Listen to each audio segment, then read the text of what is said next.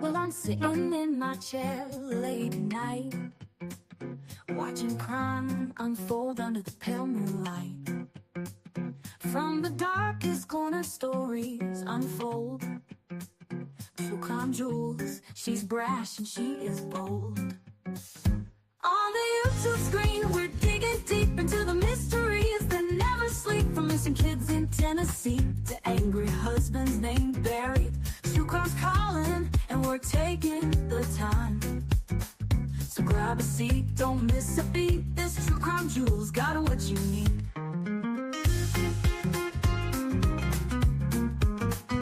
From missing people to twisted minds, we're unraveling secrets old Barry tried to hide. Every clue, every twist and turn. In the world of crime, there's always more to learn. On the YouTube screen, we're digging deep into the mysteries that never sleep. From Christopher's anger to Stephen Fisher's lies. The truth is calling, and justice won't be denied. So grab a seat, don't miss a beat. True Crime Jewels on the YouTube streets. Lights are low, suspense is high. We're chasing truth, we spot every lie. Step into the darkness, hold on tight. Two flashlights out there in the dead of night. On the YouTube screen, we're digging deep. Barry Morphew's case is hot. A boy in Tennessee won't be left behind. From the coldest cases to the ones that shine. True crime's calling, and we're taking the time. So grab a seat, don't miss a beat. This True Crime Jewels got what you need. We're always watching Barry and waiting for the truth. In the world of crime, we discuss the proof. So hit that play and join the True Crime journey with Jewels of Thought and her gemstone family. All right, everybody. I hope you are all doing very, very well. I myself am doing great. All right. I am one of only, I think, 10% of the true crime community that did not watch the original Karen Read trial. And that trial last year ended in a hung jury. And they have now started her new trial. And today is day 2. But I watched a video with DUI guy, Buckle Up, It's the Law. I watched his video on, is it Allie McCabe? And, you know, just that one witness, watching that, I thought, why am I not watching this trial? Everybody's talking about it. And this one witness, I was intrigued. I was caught. So I made the decision this go around, I'm watching the Karen Read trial. And I think it's going to be really an interesting experience for me because everybody else has seen it. There are very few of us that didn't watch the original trial.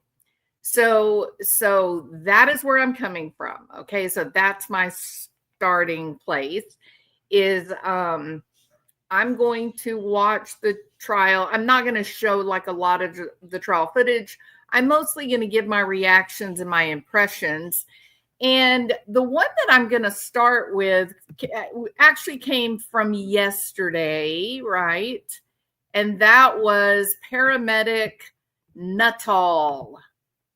There he is, looking like heavy sigh, look of remorse emoji, correct? Yeah, this was hard for him, right? And so I wanted to, you know, how do I say this? It's not that I don't believe in body language interpretation, because I definitely think that nonverbal indicators of thought and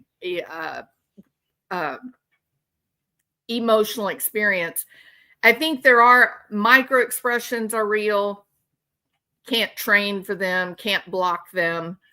But I do think there are other people that learn body language interpretation and then they overcorrect. Like one of the funniest ones that I know of is that people try to say, you know, okay, well, if they don't make eye contact with you, they're lying.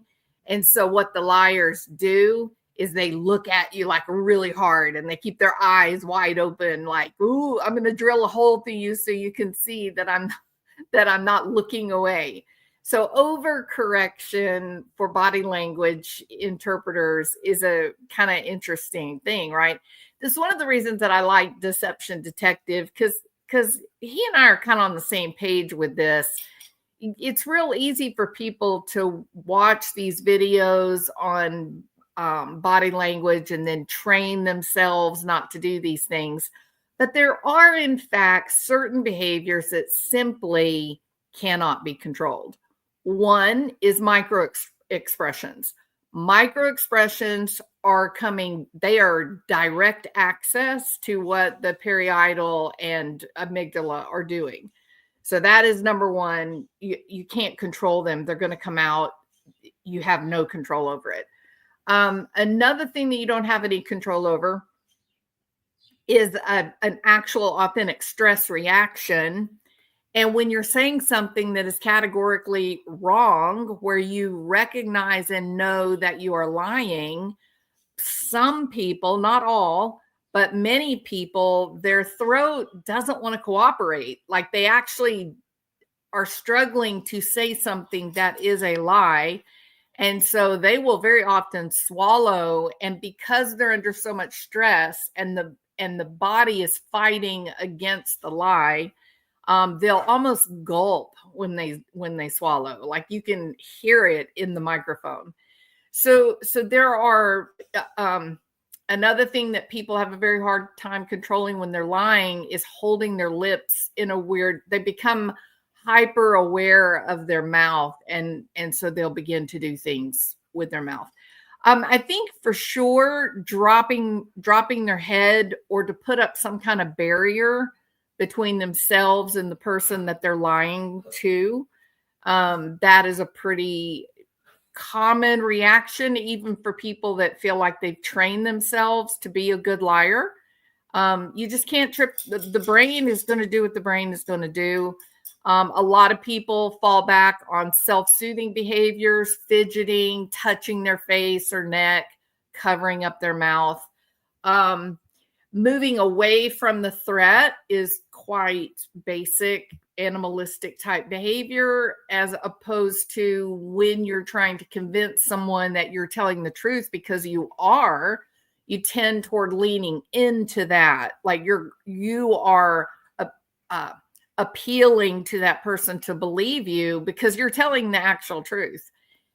People that are lying to you, they cannot move closer to you.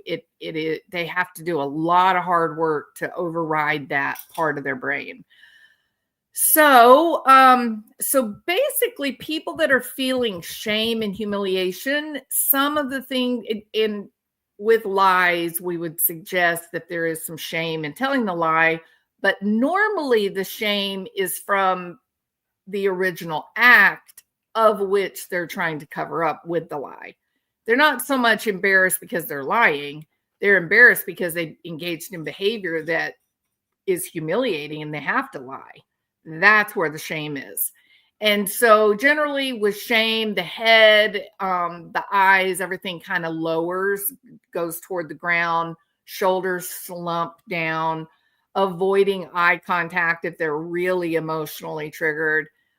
Facial expressions are pretty common. Tight lips, tight, thin lips, keeping the mouth covered or closed, brows furrowed, or flushing red, the face flushing red, or the, blood draining and you getting a blanched look.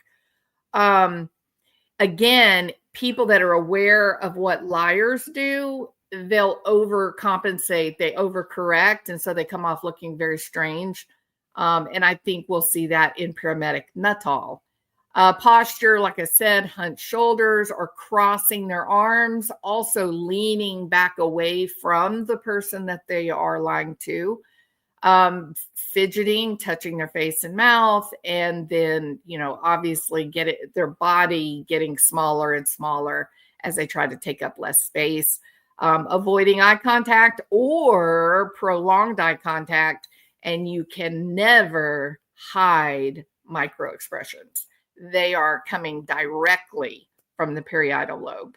So you get these quick little flashes of fear, guilt, discomfort, anger, smirks. You just can't hide them. They're there in everyday language, and when you get used to seeing it, then you can find it, like with recorded testimony or interviews. All right, so we're going to listen to Mr. Nutall, and I think that Mr. Nutall has a problem. I was actually surprised that this was their first witness, because generally, I think it's safe to say that the state, or in this case, the Commonwealth, they want to lead off with the least impeachable witness, right? Thank goodness you are on live. Cannot believe what is happening down the streets today. I need peace. What you talking about, Lewis? What's happening, Mystic Firefly? I have no idea what you mean. Who knows what Mystic Firefly means? Cannot believe what is happening down the streets today. What does that mean, Mystic Firefly? Hi, Martin Smallwood. So great to see you. I was thinking about you the other day, hoping that all was well. Black Rose, good to see you. It's been a long time. DB, buckle up. It's the law. I love DUI guy. He's a great guy. All right. So I was waiting for Mystic to try to answer, but maybe she stepped away from the keyboard. Cinnamon, hot, hot, hot. We were talking about you the other night. Everybody was like, oh my gosh, I hope Cinnamon is okay. So I'm glad you're back. It's good to see you. Wow, didn't know you didn't watch the last trial. All I can say from one who did watch the original. Well, I think it's interesting that already, apparently, people are changing their testimony, which is crazy, isn't it? Lanny, are we talking about Tony having to address more drama that had nothing to do with Sebastian? I don't know. I don't know. Brittany went live. Tony is up there. All about Julie is doing their all light AM chats now. I don't know. I don't know anything. I don't know nothing about nothing. Right. The only thing I know is I worked today, and then I watched the testimony of Mr. Nutall. And I also watched the testimony of Carrie, and she will be another video that I'm going to make tonight. But I think Nutall is a very, very interesting guy. Okay.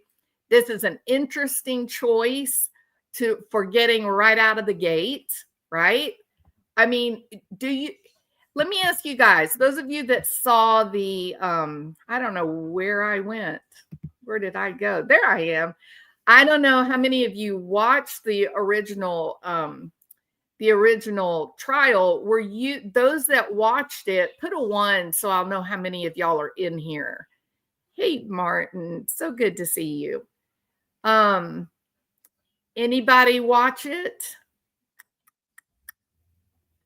Oh, Martin watched it. That's amazing, Martin. That is amazing. Yay. I'm so glad to hear that you watched it, because I trust your work, your opinions and ideas. Were you guys surprised they started with Nutall? Did you find him to be unimpeachable? I didn't see the first one. I just heard about it. There you go, Lanny. Yeah, I didn't see it either, Lanny. And boy, I'm already glad that I decided to watch DUI guys. He did a video on Allie McCabe's testimony, and I thought, goodness, this girl, she seems like she's very nervous. So, okay, so some people were surprised. Desired, good to see you. I feel like we're having old home week, aren't we? It's great. I love it. Yeah, I thought it was strange that he's your most unimpeachable witness. That's very strange. So we're going to hop on in and get started on this. Hey, Deafening Silence. Great to see you. Very, very nice. All right. So let's watch this dude and talk about him. I intentionally wanted to go through the micro expressions and behaviors for shame and behaviors commonly associated with liars, and see where we get. Okay. He's improved. DB, don't tell me that. My goodness. I am going to put it on 1.5. We are going to skedaddle through this. Okay. We're not going to like get through this like in a quiet little leisurely jaunt. We're going to rush through till we get to the part that I found so remarkable. All right. So here we go. What's happening? Paramedic for ever since I graduated high school. I graduated in 2015. I took my EMT class and got my certification while I was actually still in high school. Okay. So basically, in a nutshell, the dude has always wanted to be a firefighter. He was the EMS firefighter. He did that for a couple of years, realized, hey, I really love this. And then he completed the 2-year training to become a full-blown paramedic. And stuff like that. So we knew we were going to need to suction him. So we got him in the truck. We really quickly suctioned him, and then we were able to intubate him successfully to definitively give him an advanced airway and give him better ventilations, get more oxygen into his system. Now, you mentioned that he wasn't warm. He was very cold. No, he was still very cold. What does the team do to try to assist with that? The most basic thing that we did, we turned the heat on as high as it would go. Now, there were a few things in the beginning that I felt a little weird about, just because I've heard a lot about this trial. First thing that I felt weird about was how he draws attention to the fact that he arrives early to work. He wasn't even supposed to be there. He arrives early. He attributed that to the fact that they had a bad weather coming, a blizzard. He arrives early. And he walks into the firehouse. The lights are all still dark. Everybody's still asleep. And as he comes in, they get their tone, meaning they've got to go out on a run, an EMS run. And so the tones go off and the lights all come on and everybody wakes up and begins to prepare to go on this ambulance run. And he's still in his street clothes, so he's rushing to get dressed so he can go as an extra pair of hands. It was kind of strange because of the strange things that happened starting at 1:30 in the morning down to 6. Who made the phone calls, right? So I'm not calling him a liar on that, but I thought there's a lot of coincidences or convenient exceptions, I guess. We also stripped all of his clothing off, just getting all of that wet clothing off of him. I didn't really have a role in that particular part of it, just because once you're on the airway, that is kind of yours. Nobody can breathe for him. So every time I squeeze that bag, he gets a breath. So I'm kind of tied to that airway for the duration of the call. So when your colleagues are stripping the clothes off him, is your attention on the clothes or more on the airway in your job? No, I'm maintaining the airway.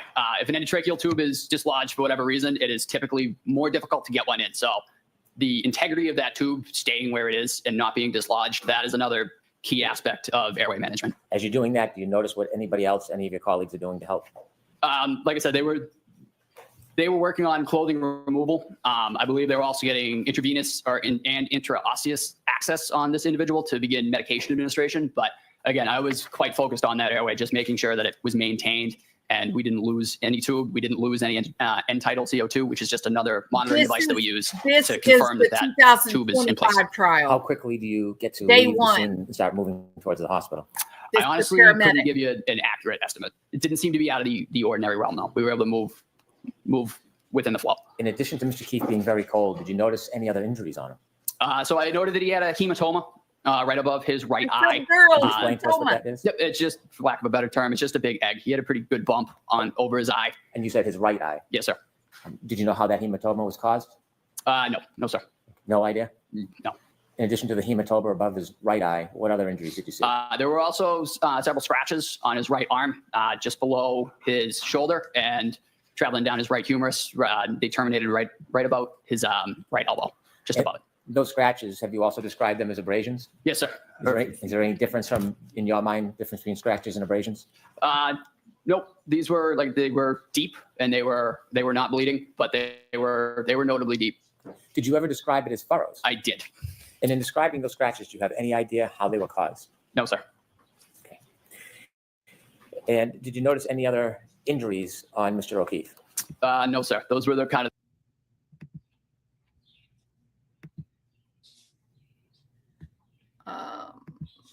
Boom. All right. If you look up right above where it says, "Oh my gosh." Okay, this is Mr. O'Keefe's arm. All right. This is Mr. O'Keefe, the one where the green writing is right there on top of the picture. The picture that you see on top of that, that's a random dude, a photograph taken at the hospital of a dog attack. Well, I'm going to ask you, is that a really difficult leap to make that was a dog attack? Mr. O'Keefe was absolutely hurt by a dog.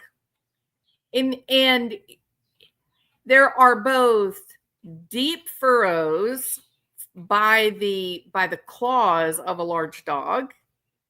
You can see the pattern of 3, right? There's deep furrows, and there's also very specific puncture wounds. So just like the picture that's above it, there's both the deep scratches of the feet or paws, and there's also then the puncture of the teeth.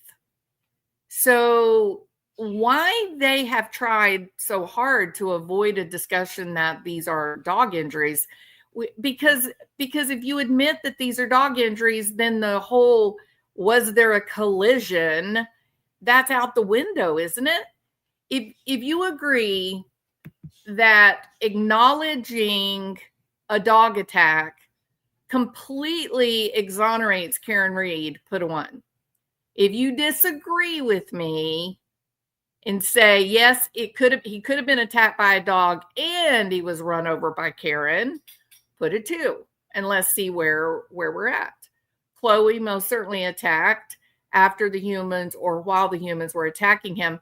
Well, hey, Zach Brown, good to see you. Thank you so much for being here. I appreciate it. Those are all canine teeth. I mean, some it's bites and some is scratches.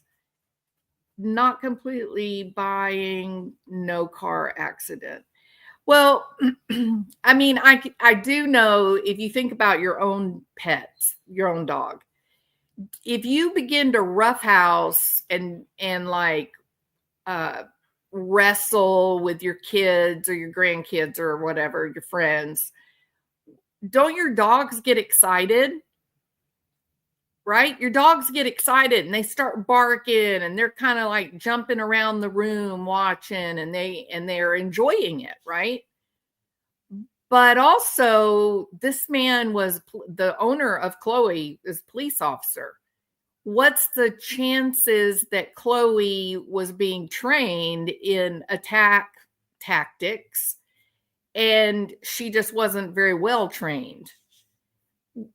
And, maybe there was a fight between John O'Keefe and one or more of the men that were there. And unfortunately, Chloe got in on the action. Right? So look at the hoodie. So there's puncture. I haven't seen the hoodie yet, Martin. You could be right if it's all puncture wounds. Chloe had a record of being aggressive. Dr. Russell, the one with the magnificent resume, said teeth and claws. The top one looks like someone dragged by a snowmobile to me. Well, I do think this. I think the idea that these cuts, puncture wounds, at the very least, how are they caused by a bump from a truck? Right? And the way that they described it is that the truck hits him and he goes backwards, right? That's how he hit the back of his head, correct? So he hits backwards, then he certainly could not have been drugged by the truck.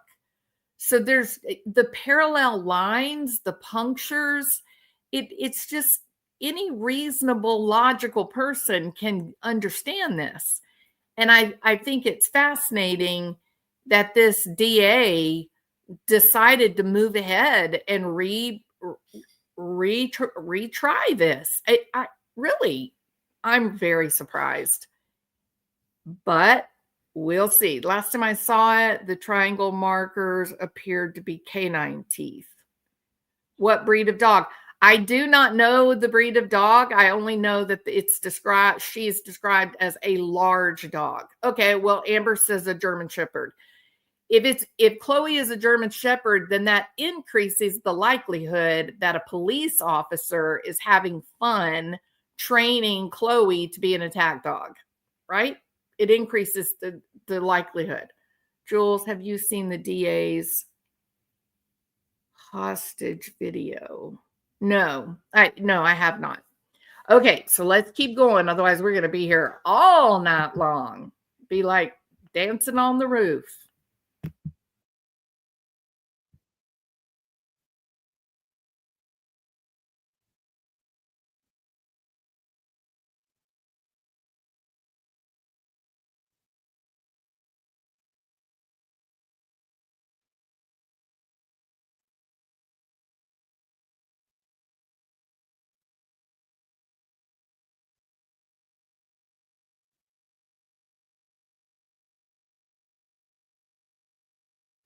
Now, notice as he's talking and he's giving you factual historical information, he's engaged with his prefrontal cortex, right? The prefrontal cortex is like the CEO or the college professor, the keeper of all things factual and logic, right? Timelines, things like that. So as he's going through and telling you all the things that they did as life-saving measures for John O'Keefe, he's deep into his prefrontal cortex, recalling factual information. His amygdala is quiet. It's quiet and serene inside of his brain. And you can see that in the way his eyes are moving and he's talking, the way he holds his body. It's all coordinated and his eyes are open and accepting. He's giving out factual information and he feels very comfortable with this role. It's going to change.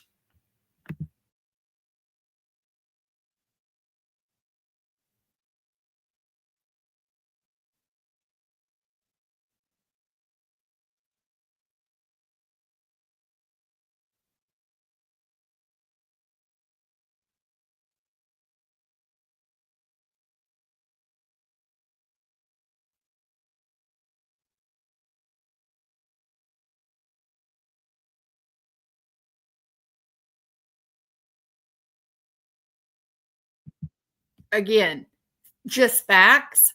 He's relaxed. It comes across as just all coordinated and all comfortable.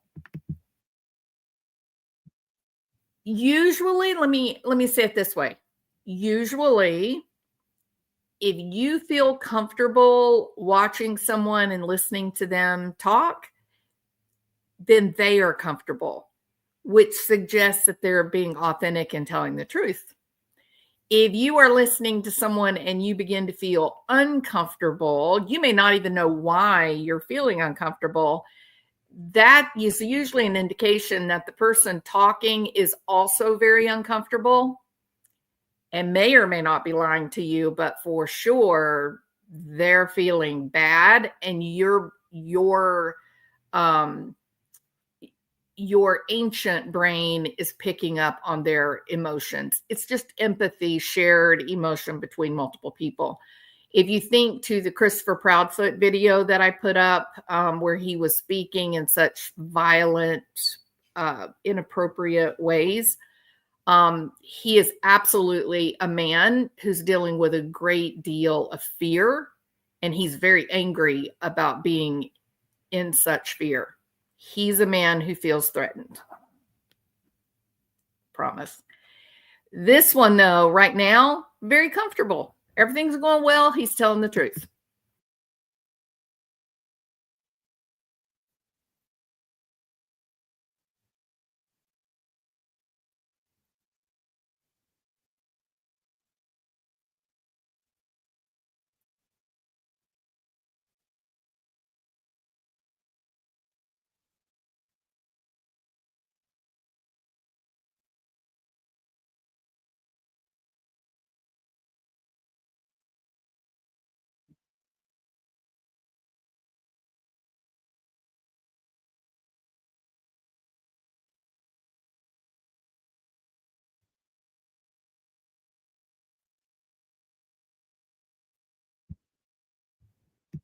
Okay, I'm so confused by this. So the prosecutor said, I mean, he's kind of testifying for the witness, right? And he's saying, okay, so Karen Reed tells you, I hit him, I hit him, I hit him. But that didn't correlate to the condition of your patient. Like, you didn't really care what she was saying because you were working on the patient, right? He said that. The prosecutor just said that. And this paramedic goes, right, yes, you're correct.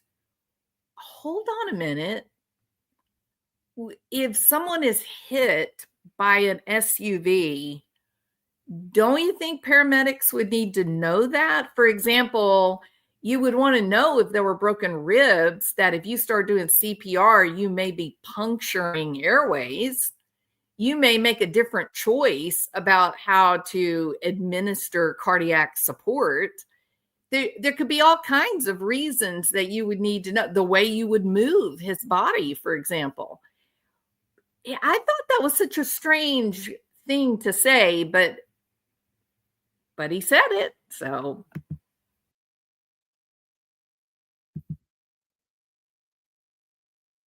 Oh, sorry.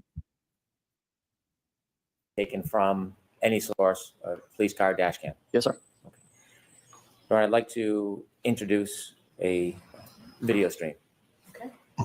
So this will be in evidence. There are agreements with some of the evidence already? I believe there's no objection, but I don't want to speak for the defense. There's no objection. Okay, thank you. Yes, you can show it. And for the record, if I may note, this is Cruiser 683 Stream 2. I'm sorry. It is Cruiser 683 Stream 2. I'm going to ask to play a portion of it that's relevant to Mr. Nutall. Ms. Gillum, if you would please move to 6:11 a.m.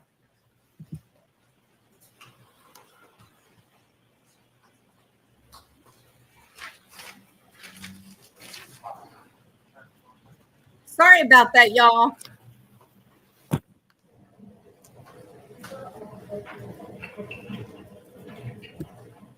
Please stop the video. Let's see if that Mr. Nutall, do you makes see it the red a lights little bit reflecting on easier the to left? hear. Yes, sir. Do you know what those red lights are?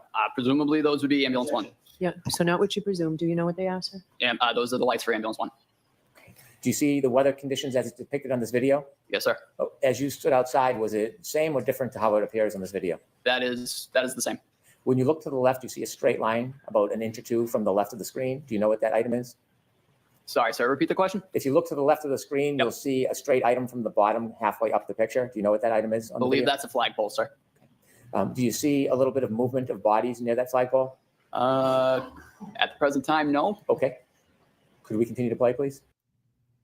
So let me see if I can, maybe I can kind of, this is the location where he's at.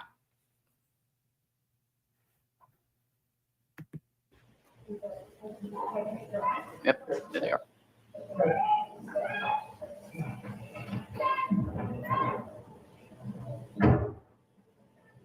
And that's Karen Reed running about. She's in full Could panic. you stop, please? Did you see the first person in line now behind the person in front of the person with the blue hat? I'm sorry, sir. Could you back it up like 10 seconds? Certainly.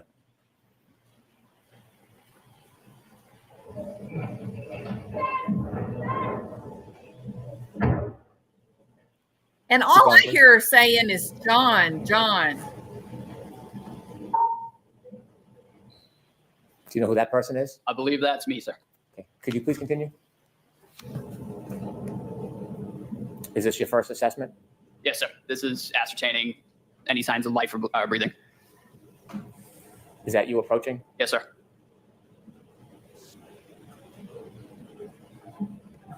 Now this is super important, right? Because this dude, the paramedic, is saying that when he is administering, he's manning the airway, right? He's got an airbag and he's helping John O'Keefe breathe. And the other paramedic is actually doing compressions. And he claims that Karen Reed runs over and he looks and he says, do you know this man? And she says, I hit him, I hit him, I hit him. And the reason that I wanted to really focus on this is because there's disagreement about this, because the defense is saying, no, she never approaches you while you are manning the airway and providing CPR, and the other paramedic is doing chest compressions. She never approaches you. She never comes near you. But the defense asks specifically, where were you? What were you doing when she said, I hit him, I hit him? And he tells this whopper lie. And then the prosecution on redirect just does this whole, oh, it was during a different video clip. It was a different segment of the video clip. And you can tell that Alan Jackson, the defense, is shocked. And he asked Aunt Bev, the judge, he says, can we go back and replay the video? And she says, no.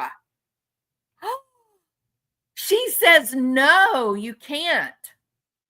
And I'm going, well, why the hell not? The prosecution played the video. The defense played the video. Now we have a he said, she said that can be easily resolved by simply looking at the video clip. And the actual judge said no. Now, I'm really curious about what you guys think of that. What in the hell is that? What do you guys think of that? Listen to that. Judge Kim Jong Canon. I could not believe when she said absolutely not. I couldn't believe it. Do you know what most shocked me about her saying no? It was the prosecution's video clip.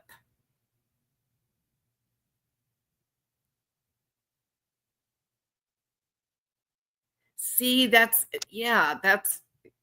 thank you for that, Martin. This judge will drive you insane. She's the ultimate control. Yeah, but that doesn't, I mean, I absolutely agree with you that it's a strange moment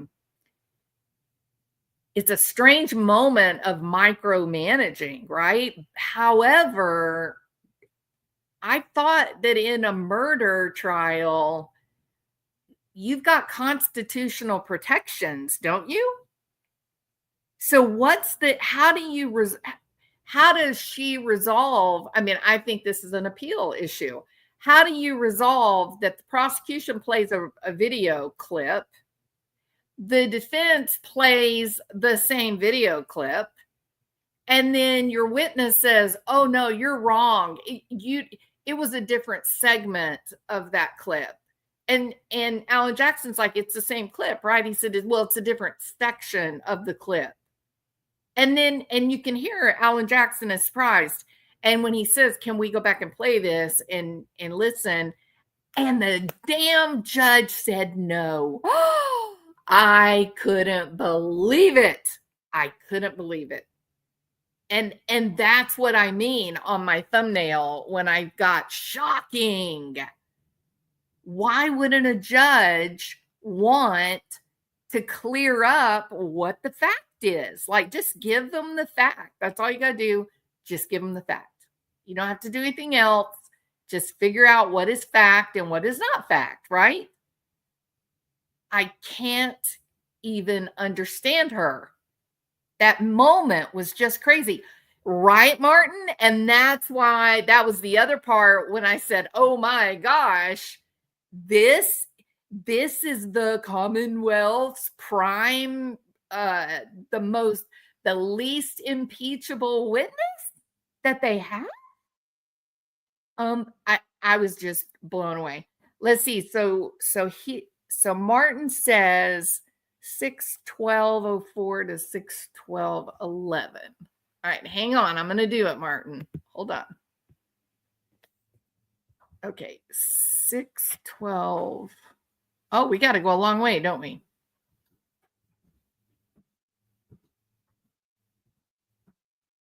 Oh, I don't think that's right. That's going to give us. Oh, I got to look at their video. I can't see it very well. That looks like 8.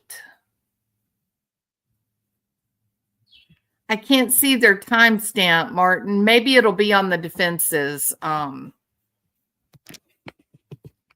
Maybe it'll end up being on the defense's video. Okay, so here we go. But I do agree, Martin. I think when you watch both this one that the prosecution played and the other one that the defense plays, she doesn't go over there when they're doing CPR. She doesn't do it. Could you stop, please? After informing you return, is that after firefighter Flamati called you? So right after that, when I turned around, that was when Tony said, hey, we're working this. Okay, please continue. Okay, there she is. Now she turns around and goes back.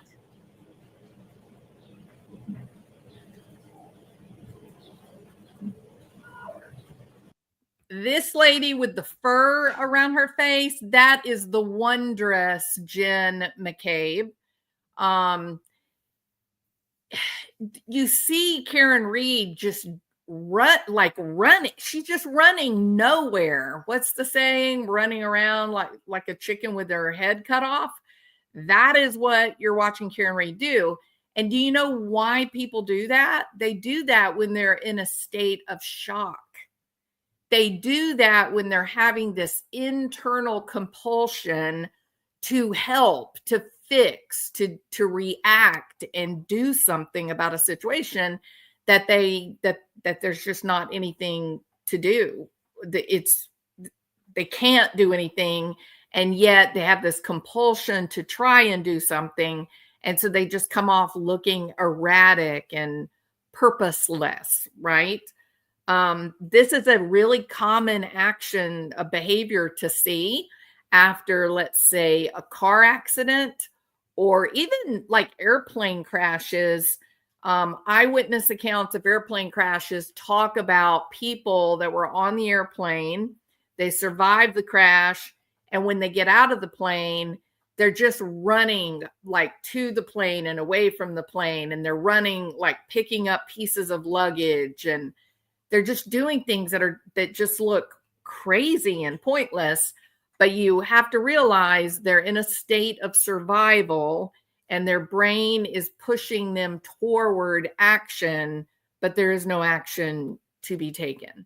So I do think that's what we're seeing with Karen Reed. I think she's in that state of survival compulsion where she's seeing that John O'Keefe is unmoving, very, very cold. She tried to warm his body when she first found him. She tried to lay on top of him to try to warm him up. She lifted his shirt up and put her body against his. And she just didn't know what to do. Her brain, she knew that he was dead, but her brain, she was just in her old brain, fight or flight, and she was in a compulsion to move. And she just came across looking sort of silly and erratic, but it wasn't, I promise you, she wasn't feeling silly. She was feeling terrified and trying to figure out how to help him and bring him back to life. Stop, please. And do you see a person come over to where you are? Yes, sir. Is it at that point or another moment when the defendant said, I hit him, I hit him, I hit him? It was right there, sir. You continue, please. Can you stop for a moment? There's no voices or noises from people coming through that audio. When you were there that night, There was. You said, I hit him over to.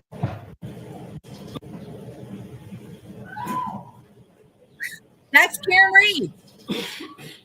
What the hell are you talking about? There's no sound. Of course there's Right sound. after that, when I turned around, that was when Tony said, hey, we're working this. You can hear her Please continue. yelling. Listen.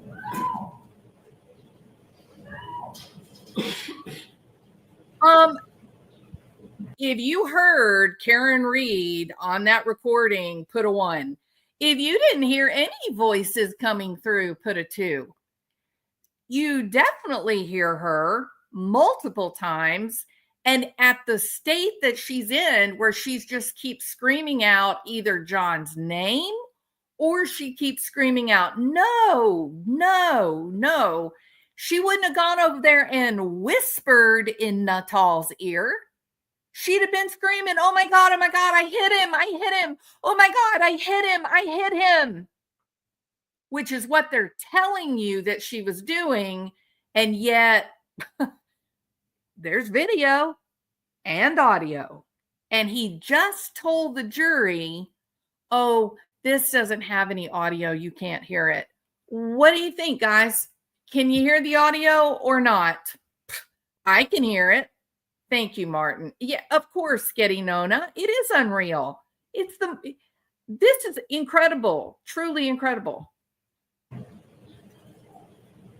You can hear her right now yelling. Now that lady, that's Stop, please. And do you see a person come over to where you are? Yes, sir.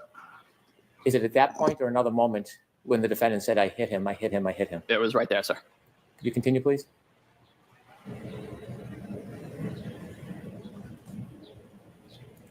Could you stop for a moment? incredible. There's no voices or noises You're from lying, people coming through prosecutor. that audio. When you were there that night throughout the event, was it silent or were people speaking? Did you hear people speaking? There was, as I noted when I got out of the truck, there was quite a bit of screaming. It was quite chaotic. The wind was also a factor, but there were people around. They were speaking within themselves too, but there was screaming, there was wind, and there was different side conversations as well. And when you were working on Mr. O'Keefe, were you having conversations with your colleagues? Yes, sir. They're not picked up on the audio? No, sir. Please continue.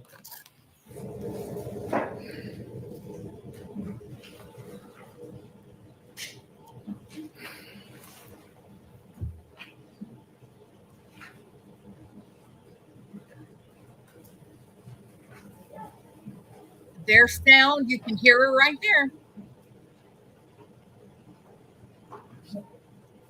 And nobody is attending to John right now. Sir, are you still at the flagpole? Yes, sir. I'm kneeling at the head of the patient.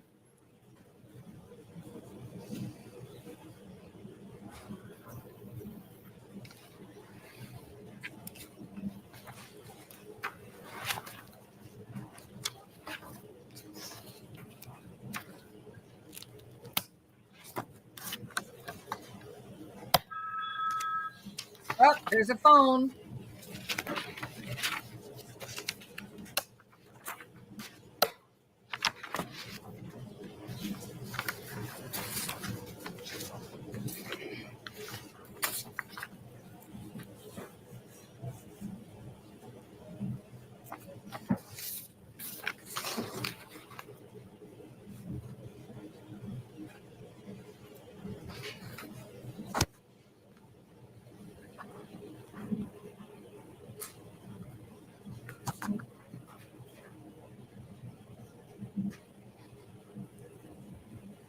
now they're going to put him on the gurney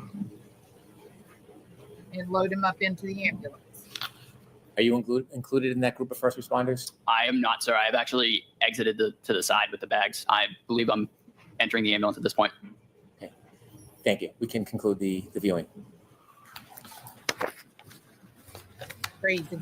With the court Crazy, permission, I'd like to approach and show a few exhibits to Mr. Nutall. They've been shown to the defense. Yes. Can I show you a photograph? Yes, sir. Keep on. Does that appear the same as when you saw his arm that morning, or is there any differences? And if there's any differences, can you share them with us? That appears how they were to me at the time of the incident. Okay. May I approach you, Your Honor? Yes. I'd like to introduce this as an exhibit, please. Okay. I'm going to hand you a. Hold on. I'm sorry. Thank you. Pardon me, Your Honor. May we publish to the jury? Yes.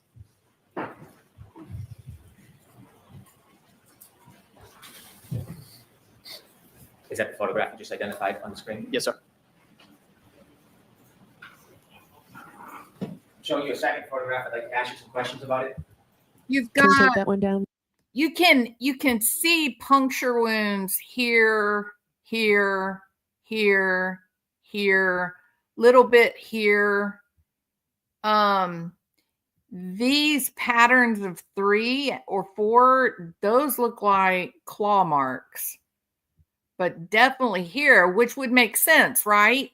You got a right leg and you got a right paw, you got a left paw, and you got the bite in the middle here. Looks like he had his arm up trying to protect himself. That's what it looked like to me. Mr. Brennan, Yes, of course. please, Ms. Gilman. Thank you. Does that photograph, do you recognize that area? Yes, sir. Is that the same or substantially the same area where you helped try to treat John O'Keefe? Yes, sir. Does that look to be a fair and accurate representation of the area? It does. With the court's permission, I would introduce this as an exhibit, please. Okay, and there's no objection to any of these 3? No. Okay, yes. Thank you. Thank you. With the court's permission, can I publish exhibit 2? Yes. And sir, that's what you recognize as the area where you were helping to treat John O'Keefe. Yes, sir. I've left one last photograph in front of you. Yes, sir. And do you recognize that? I do. Tell us about any differences between when you were there and what you see in that photograph. The street appears to be plowed. There's bare pavement. The weather conditions are significantly better. It is also daytime. If we could take down that exhibit 2, Ms. Gilman. May I approach, Your Honor? Yes. I would move to introduce this as exhibit 3. All right.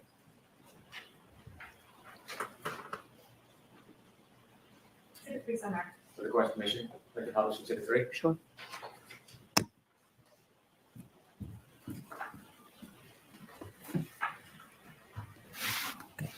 Is that the photo you just identified? Yes, sir. Okay, we can take that down. Thank you.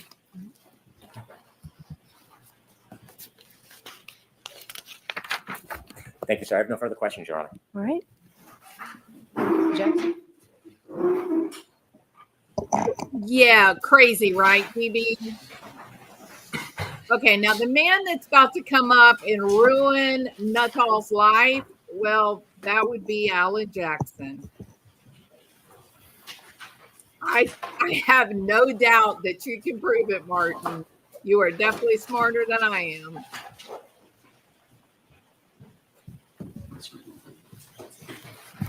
All right, Mr. Jackson. Here we go. Thank you, Your Honor. May I? Yes, please. Good morning, good afternoon, Firefighter Nutall. Good afternoon, sir. Nice to see you again. You as well.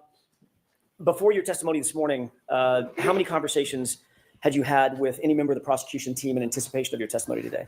I believe it was 3, sir. When were those? I could not give you dates off the top of my head. Give me a time frame. Within the last 3 weeks, within the last 3 months, last 3 days? Within the last 3 weeks, I believe one the week after that, and then one last night. One Last night. last night. What you did discuss, let's take them in order. First of all, who'd you meet with 3 weeks ago? I met with Mr. Brennan and his staff. And when you say his staff, who else? I honestly couldn't tell you, sir. Mr. Lally? No, sir. Male, female? One female, one I believe, state trooper. Okay. Had you ever met State Trooper Tully previously? Yes, sir. Actually, I believe that was him. It was State Trooper Tully? Yes, sir. Whom you've met with several times, correct? Prior to that, I believe only once or twice. He was the one that he has formally interviewed you previously, correct? I believe he arranged the meetings with Mr. Brennan, but beyond that, I can't speak to. What did y'all discuss 3 weeks ago? The first meeting, going in order, it was mostly just kind of an introduction. I had not met Mr. Brennan yet. I really didn't know him. So it was mostly that, and then just kind of seeing where we were at with testimony, going over previous testimony in that sort of realm. Prior to today, how many times have you testified under oath concerning the incident on January 29th, 2022? Once at a grand jury hearing and once last year. All right. As a matter of fact, last year in this courtroom. Yes, sir. Okay. Did you look over your testimony at the grand jury 3 weeks ago during that meeting? No, sir. What about the testimony from last year? We did go over the testimony from last year. Yes, sir. Were there any issues that Mr. Brennan or anybody else in that meeting brought up concerning any of your testimony? There was just a question of how many times the I hit him came up. It was 3 times. And were you advised that that's not what you said at your testimony last year? No, sir. 2 times? What was that? You said it was 2 times last year? I honestly can't recall, sir. Okay. But you just saw that, or you just read that and went over that 3 weeks ago? I believe so, sir. Yeah. But you can't remember. He can't recall. All right. He's going to admit that his memory today in 2025 is better than his memory when he experienced it.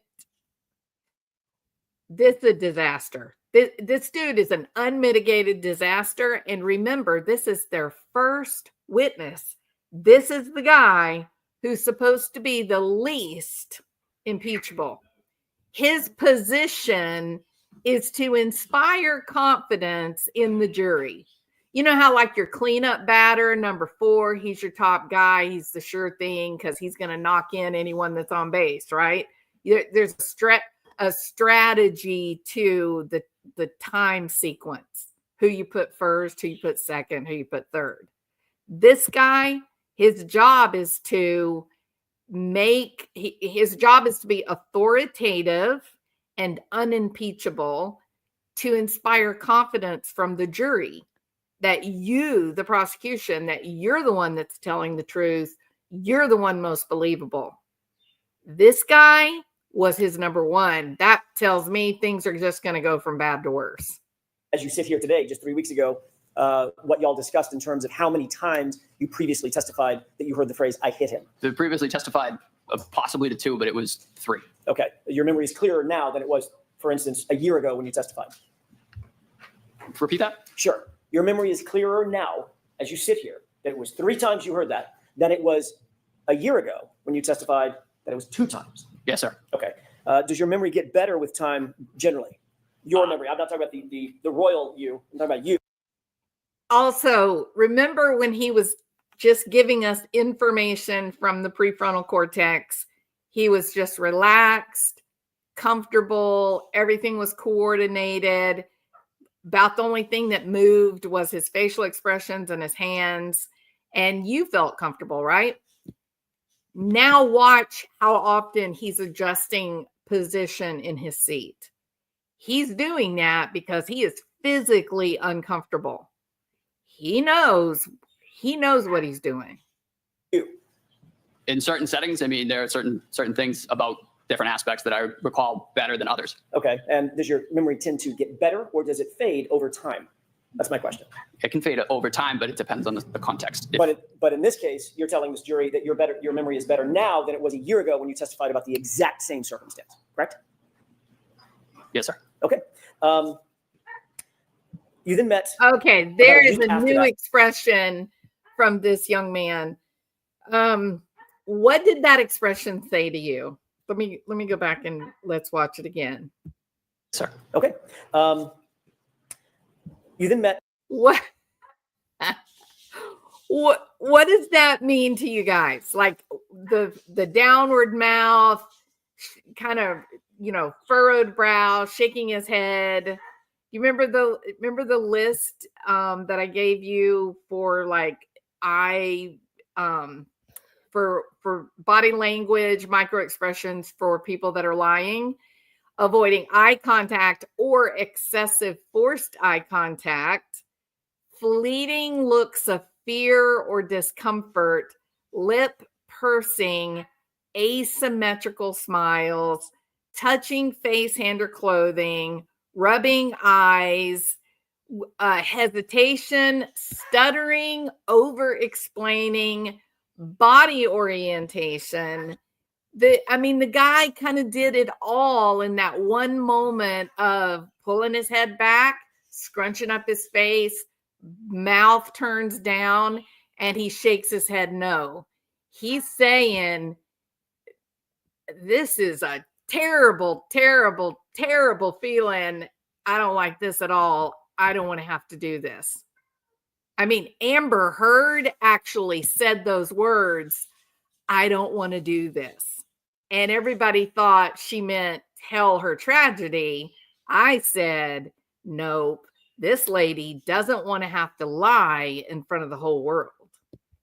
Jury, that your memory is better now than it was a year ago when you testified about the exact same circumstance, correct? Yes, sir. Okay. Oh, I don't like this. This tastes bad. This is nasty. This is not something I'm comfortable with. I don't like this at all. How did I end up here? How did I get myself here? And that furrowed brow, there's your lie lines. Then met about a week after that, which would be 2 weeks ago. Yes, sir. Who'd you meet with then? The same group.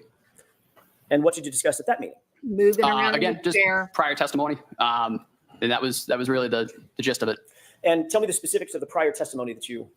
Again, it was the how many times we had talked about saying I hit him. Again, it was 3 times.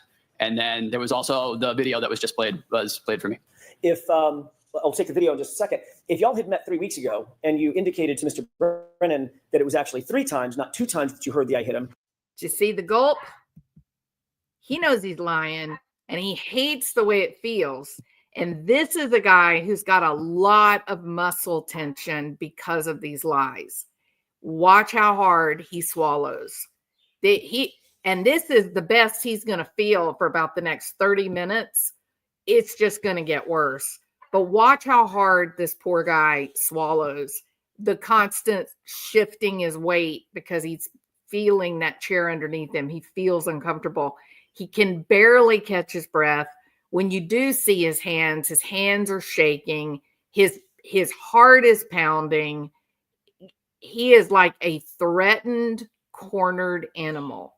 He knows he's in danger. And I'm sitting there watching this and I see all the signs of a cornered animal.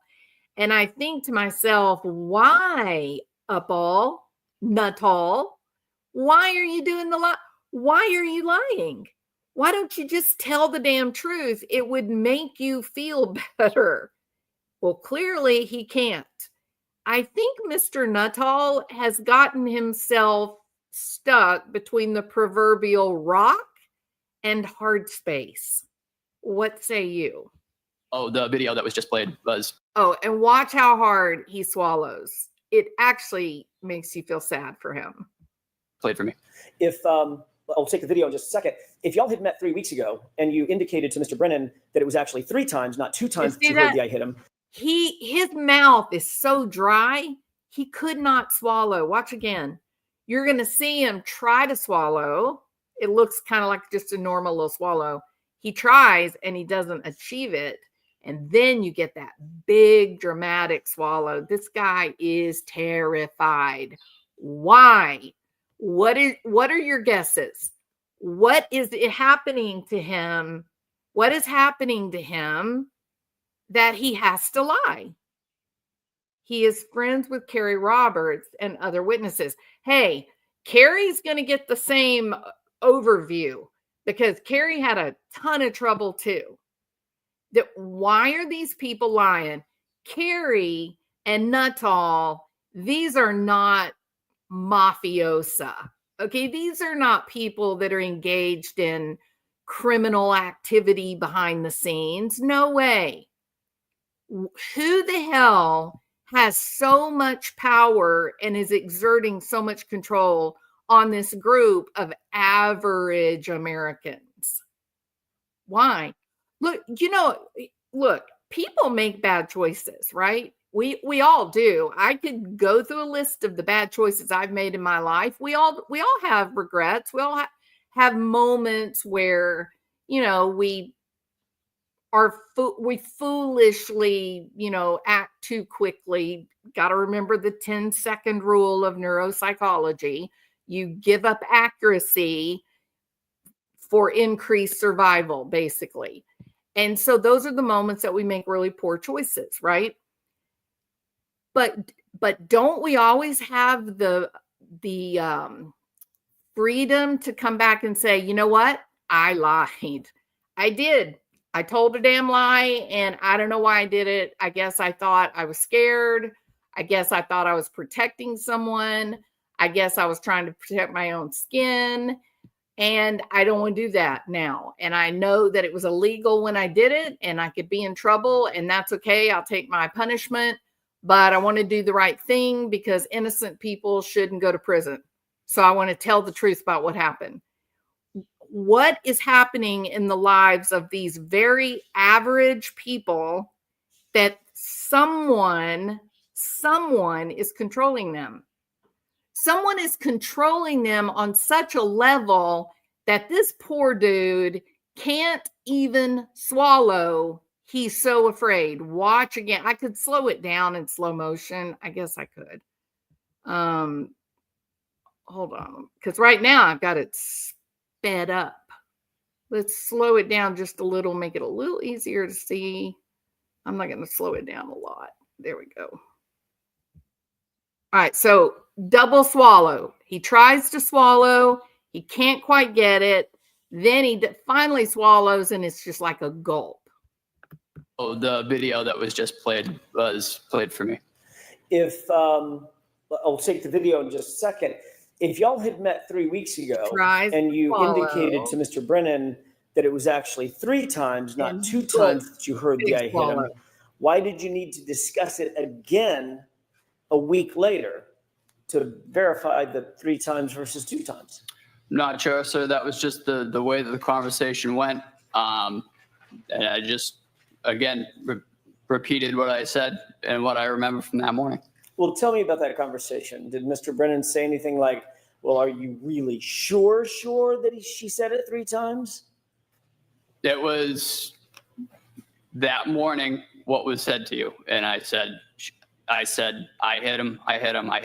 That was how it went that morning, and that was how I remember it. Okay. And did Mr. Brennan say, well, that's... Did you hear his voice crack? He's lying. He's lying.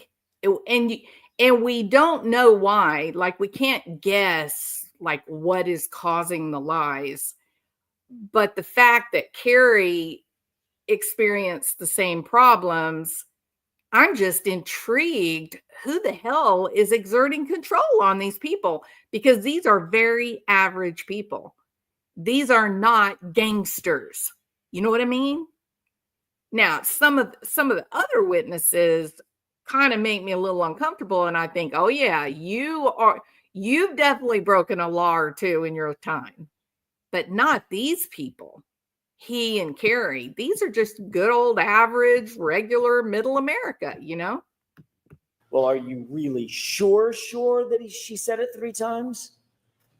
It was that morning what was said to you. And I said, I hit him.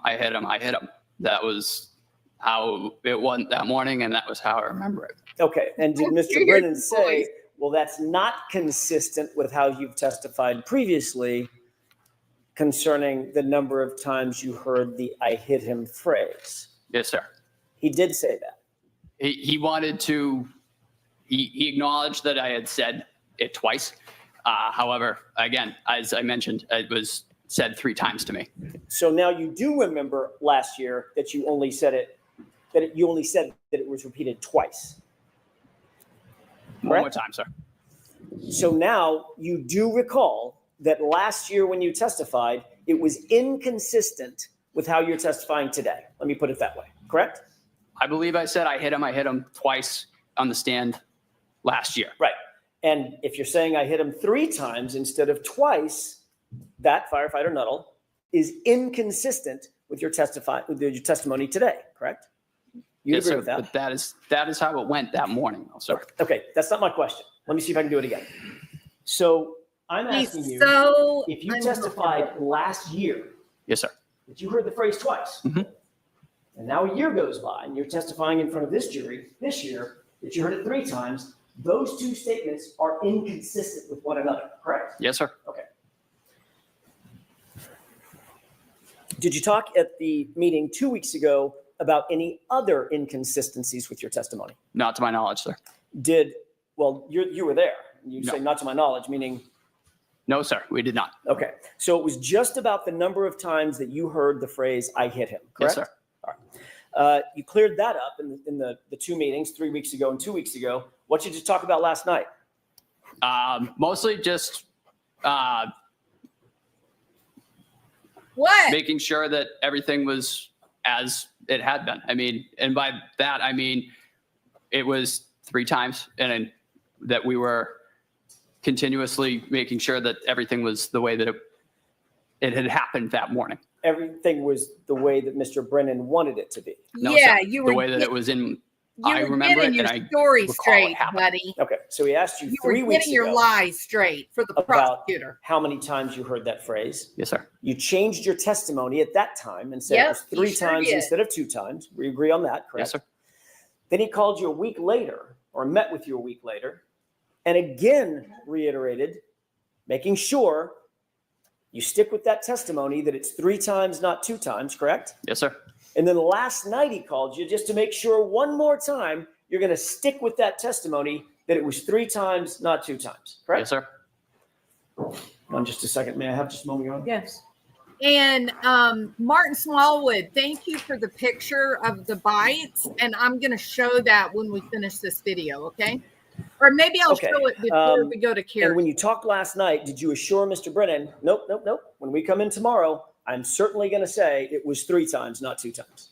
No, sir. I told him I would tell my recollection of that morning. Okay. And did you tell him that what my recollection is, I'm going to tell the jurors it was 3 times that I heard it? That was what I heard. Okay. Did you tell him that's what you were going to say today? No, sir. You didn't? I told him I was going to tell him what I remembered from that morning. Which was what? I hit him. I hit him. I hit him. Which is how many times? 3 times, sir. And that's inconsistent with what? I believe a year ago. Okay. Now, you also talked about. Look how hard this guy is swallowing. What's the story? That, to me, the subplot is more intriguing than this simple, excited utterance of Karen Reed. Who has the power to make people so afraid that they would go against their own morals? It is very interesting, isn't it? I think that Martin Smallwood has a very good point here. He said it wasn't Karen Reed who said, I hit him, I hit him, I hit him. They actually overheard Chloe, the dog, saying, I bit him, I bit him, I bit him. I mean, why not, Martin? If we're just going to make up the damn story as we go along. I want to get back to the other thing that you talked about. You said that at some point, either in the meeting 3 weeks ago, the meeting 2 weeks ago, or the meeting last night, you were shown a video. Yes, sir. Which one of those meetings were you shown a video? I believe the second one. Okay. Were you shown the entire video? No, sir. Just the clip that we saw? Yes, sir. Okay. What did y'all talk about in relation to that video? Mostly nailing down who was who in that video. Okay. Being the other personnel on scene, where I was, and that was about it. He showed you the clip that you showed. I'm sorry. He showed you the clip that you just seen on direct examination, correct? Yes, sir. Did you tell him where you were? Yes, sir. Did Mr. Brennan ask you to define exactly where it was that you supposedly heard this phrase? Watch this guy swallow. He is about to have the damn heart attack right here. Watch this. And that was about it. He showed you the clip that you showed. What? He showed you the clip that you just seen. His mouth is dry. because he is deep into a fight or flight reaction, right? His amygdala is gone off the charts. He is, I guarantee you, every muscle in his body is taut and shaking and ready to respond, whether it is to fight or to run away. I don't know how he's staying in his seat. You can see him trying to swallow. He is, you heard that term freaking out? Yeah. This is exhibit A as to what freaking out looks like when it is being tightly controlled. Again, what's the subplot? Who has the power to control these very average Americans? What's the story? What the hell is going on in that town? On direct examination, correct? Yes, sir. Did you tell him where you were? Yes, sir. Did Mr. Brennan ask you to define exactly where it was that you supposedly heard this phrase, I hit him? No, I was able to give that to him, sir. Okay. And what you told him was that moment when you see my client walk over sort of to the left of the screen, correct? Yes, sir. And you defined that's the point at which she said, I hit him, I hit him, I hit him. Yes, sir. And that's in response to your question. I want to make sure I'm clear about this. You asked, do you know him? Yes, sir. And she repeated the phrase 3 times, I hit him, I hit him, I hit him. Correct. Okay. We'll talk more about that. Now, I want to remind you guys, we were watching the video and I was able to make my screen big so we could actually see it, right? Karen Reed goes kind of dashing over there, but she didn't get all the way to them.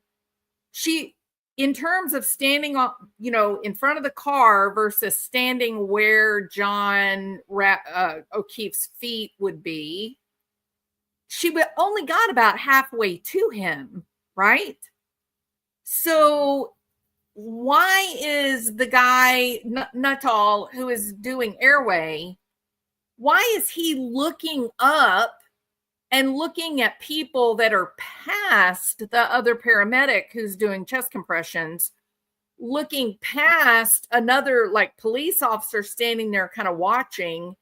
And then he just calls out to this rando, hey, do you know him? When Nutall tells the story, he describes an almost kind of intimate exchange. Oh, she peeked in, her head was there. And I said, do you know him? And she said, I hit him, I hit him, I hit him. And then she ran away. That is not what is in that video. It is not by a long shot.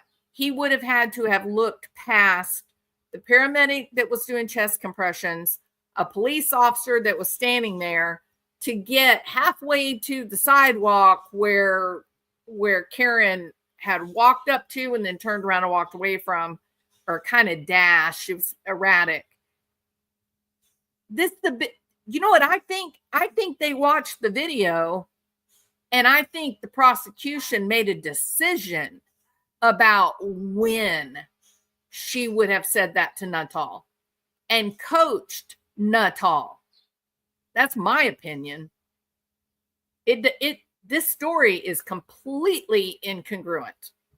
That in just a second. Did Mr. Brennan ask anything else about that specific video?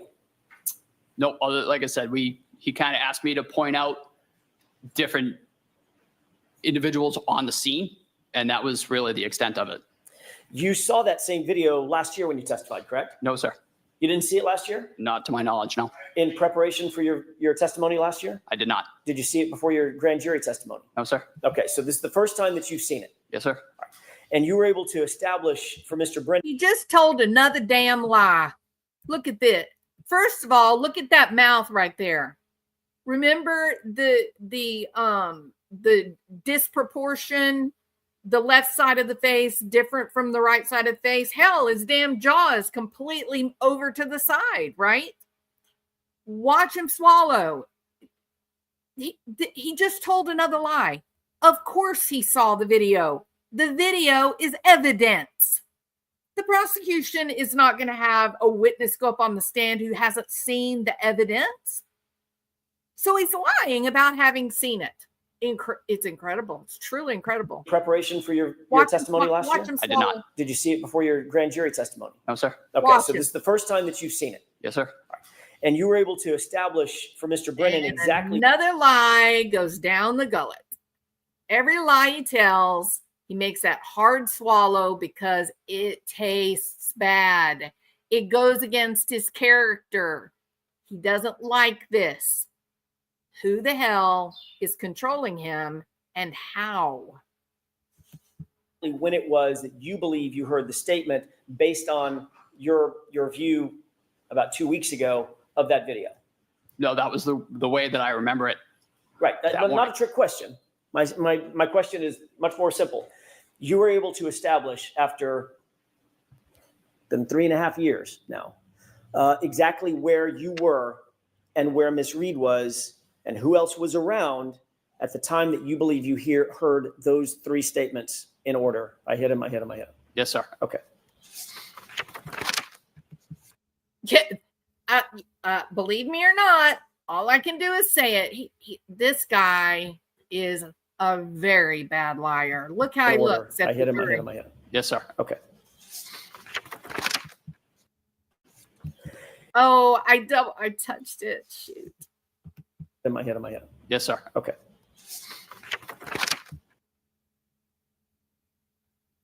You know who else did that? Charlie Adelson. Every time there would be a question where he thought he was almost in a bad spot, he'd get a moment of inspiration. He'd tell something that made a lot of sense. And then when the prosecution turned her back, he'd go look at the jury and check in. You know who else checked in? Amber Heard. You know who else checked in? Jodi Arias.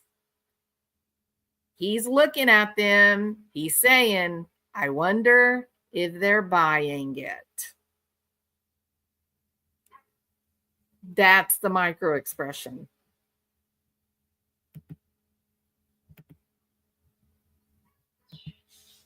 Are they buying my nonsense?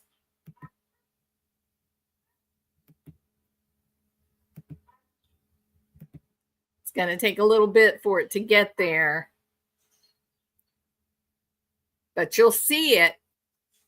Look at his eyes. And now he looks nauseated. He looks at him. He does well, I did what I had to do. And now he looks sick. He's sick at what he's doing. So why is he doing it?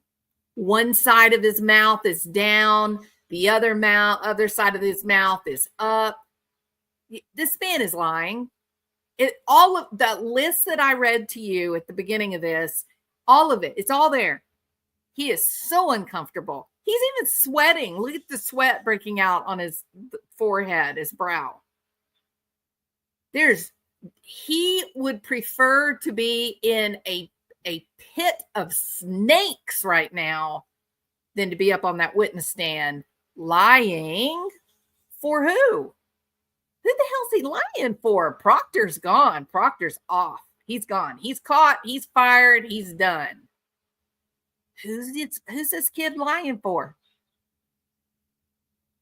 I'm telling you, it's the damnedest thing I've ever seen, truly. This is like Murdoch. This is crazy. He knows. He knows. He says, yep, I did it. I'm a liar. Look at there. He knows what he is. I'm telling you. Unbelievable. Terrible. Terrible. Awful. Sad. You testified last year as well that there is a normal protocol for removing clothing from a patient.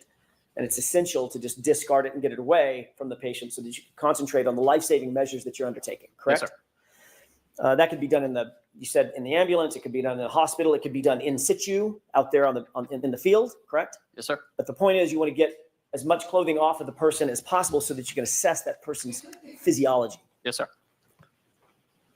There's not really a lot of care taken to preserve the clothing from an evidentiary standpoint, in your view, correct?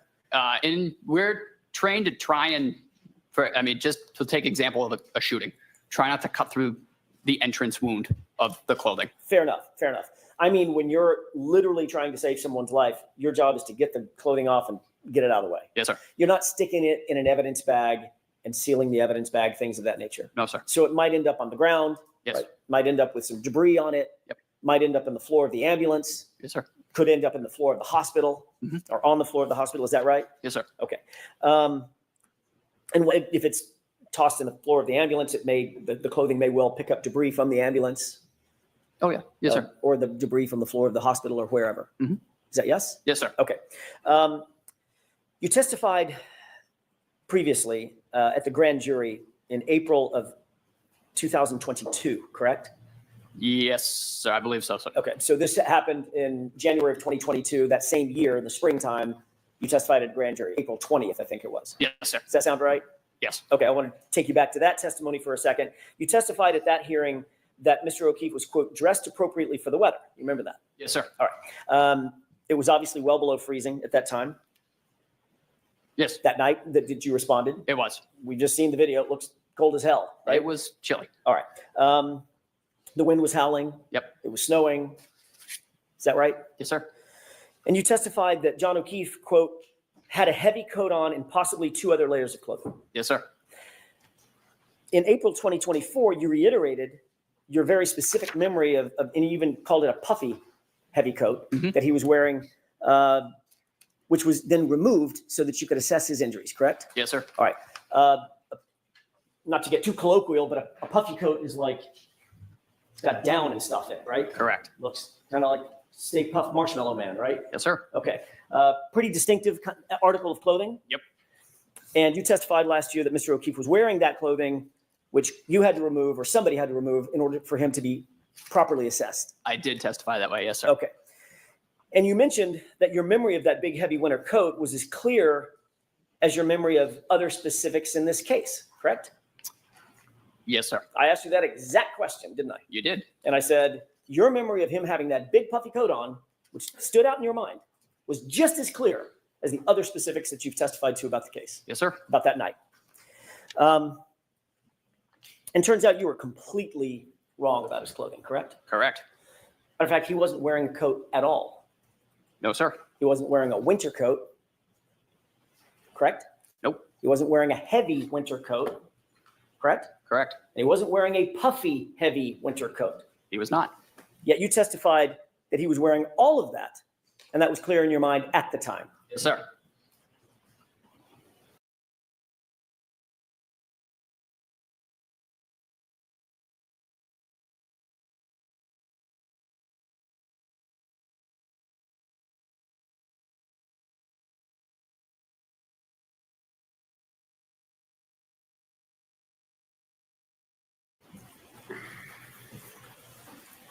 Did Mr. Brennan bring that up during the meeting 3 weeks ago?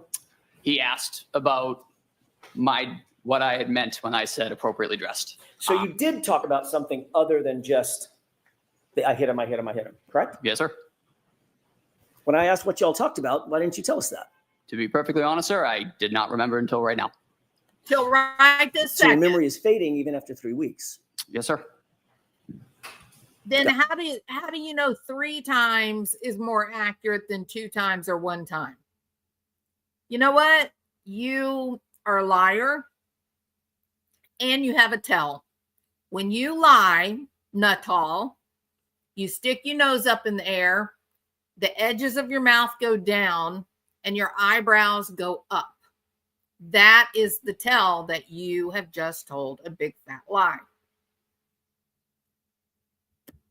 Got it.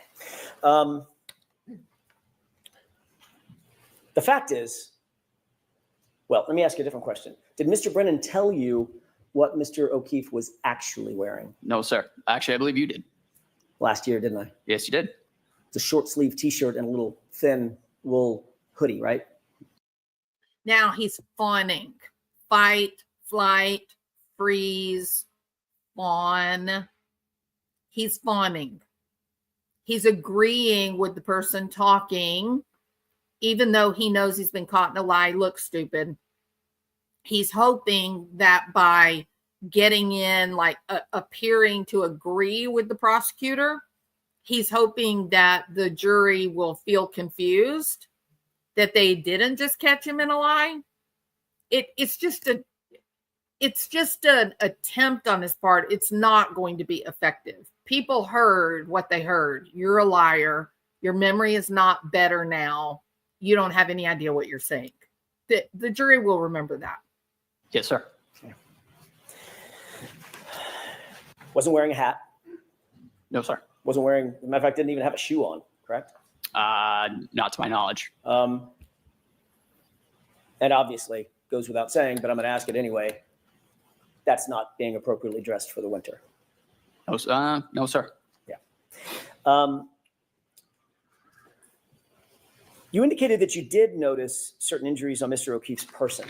Sir.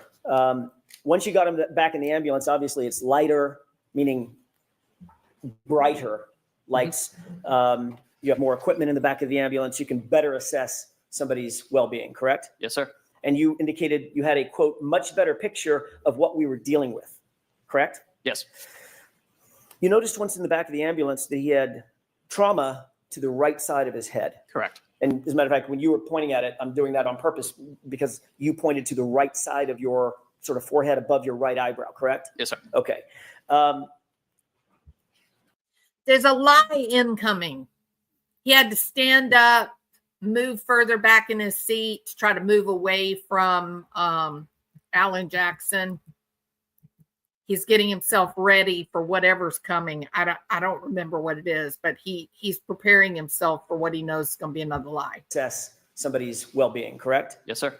And you indicated you had a, quote, much better picture of what we were dealing with, correct? Yes.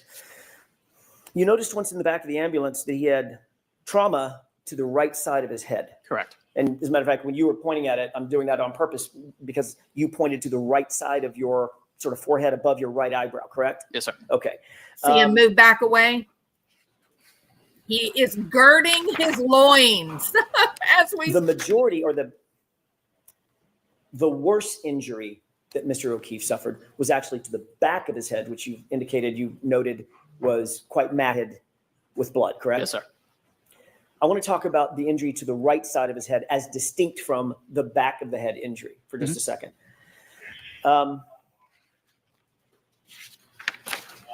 Before I get to that in detail, let me ask you, because I just sort of want to cover the bases. You noted the back of the head injury, correct? Is that yes? Yes, sir. You also noted the front right side of the head above the right eye, correct? We did. You noted some injury to his eyes. They looked blackened. Yes, sir. But primarily the right eye was blackened. Yep. And there was a golf ball size egg, I think you put it, over his right eye, often called a hematoma. Correct. And you also noted when you got his shirt off that he had scratches along the right side of his arm. Is that right? Sir. You indicated on direct examination today that you believe those scratches ended where? Meaning from top to bottom? And I'm not using anatomically correct language. So from shoulder to wrist, where were the scratches that you noted? There were several. As I noted, they were on his right humerus area. Tell me what a humerus is. The right arm. Biceps. Right about here. Okay. No, a little further, like between where your bicep and your tricep kind of meet. Right about in there. Okay. And what did the scratches look like? They were deep. Infamously referred to them as furrows. But they were quite deep. You could tell that there had been some material removed. Okay. Material meaning skin and flesh. Yes, sir. Okay. Some biological material. Mm-hmm. Is that yes? Yes, sir. And were they parallel? Meaning they were going in the same direction? Yes. Were there any scratches below the elbow? There were. Yes, there were. They were not as significant as the ones on the upper arm, but they were noted. Okay. And those were parallel as well? Yes, sir. And they looked like scratches to you. That's how you described them. They did. I think he was protecting his face and head.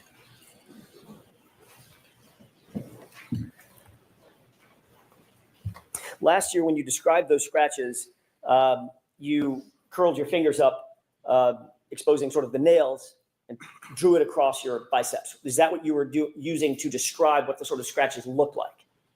I just kind of use that as a landmark, to be honest with you, sir. It was just kind of how I quantified it in my mind. Okay, but what you did was you did this motion.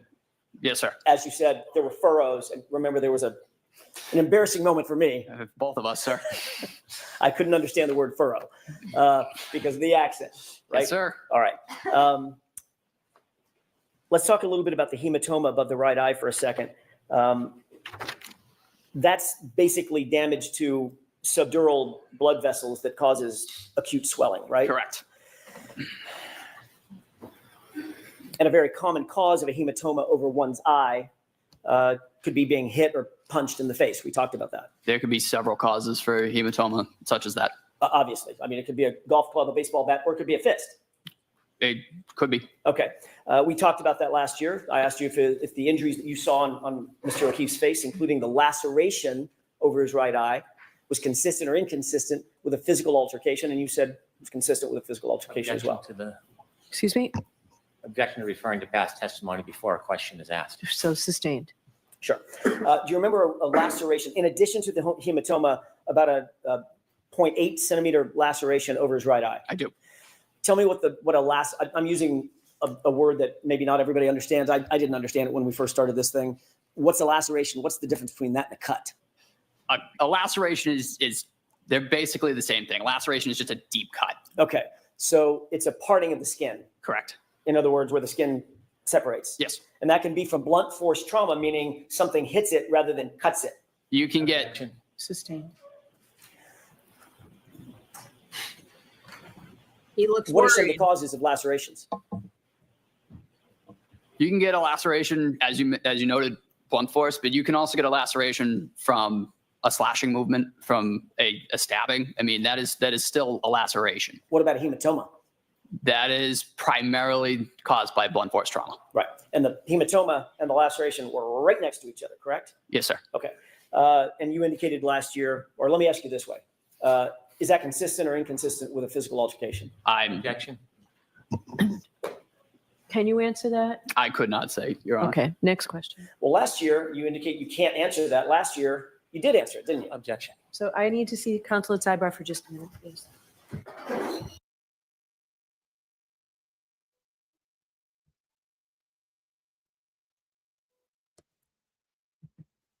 Oh, I thought that was weird. What do you think that is? Watch what he does with his mouth. Weird. What was that, y'all?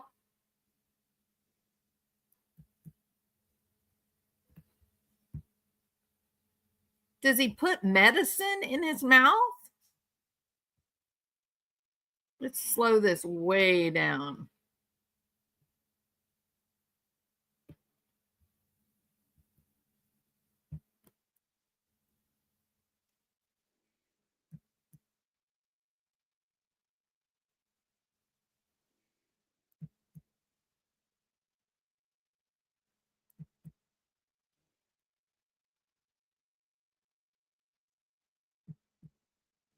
What is that?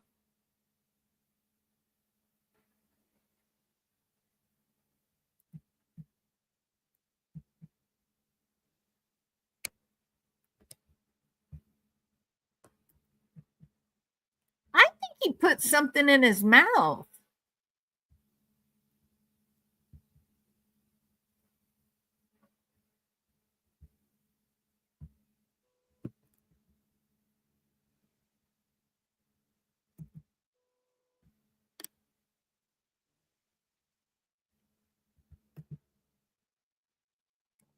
No, I think he's taken something out. There's something right there. I think he puts a pill in his mouth.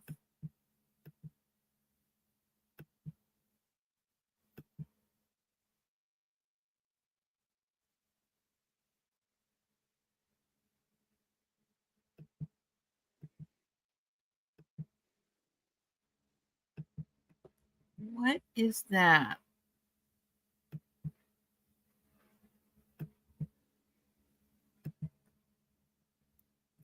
He had something behind his teeth.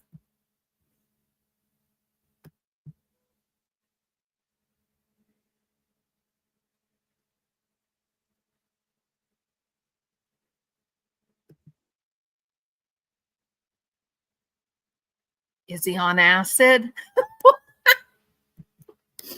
What is it? Okay, there's nothing in his hands. Look. I don't see anything in his hand.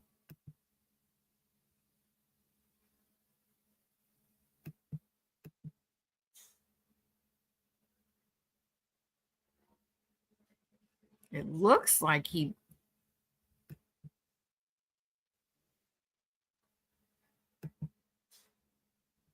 Is there... Maybe that is something.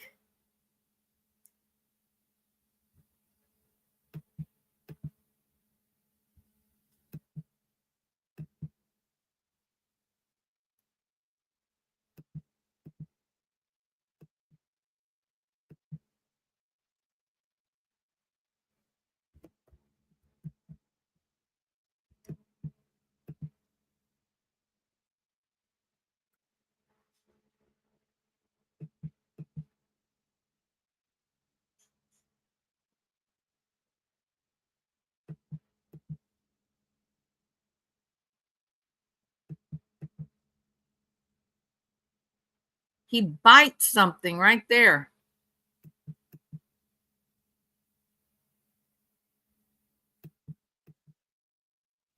And now he's going to pull it back out of his mouth. He bit something that had a fluid in it.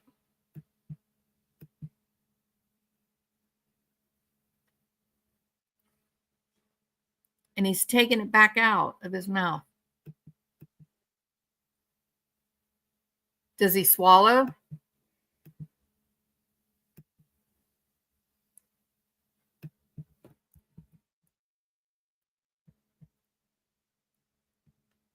What are you up to, buddy?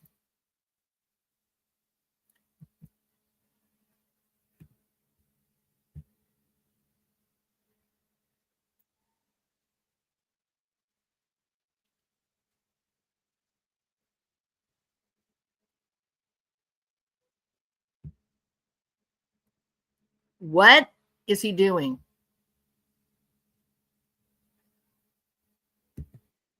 He took something out of his mouth. Did y'all see that?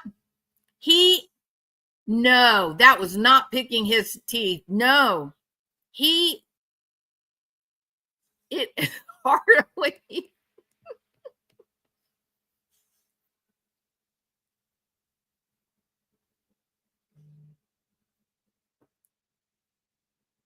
What do y'all think? What is it? Is Martin still in here? What's he doing, Martin?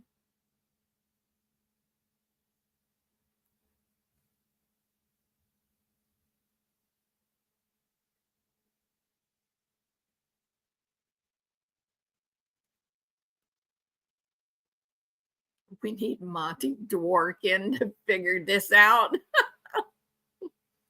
He definitely doing something. Yeah. Maybe a nicotine pouch, maybe. Yeah. Ugh. Let's move on. I'm a little nauseated.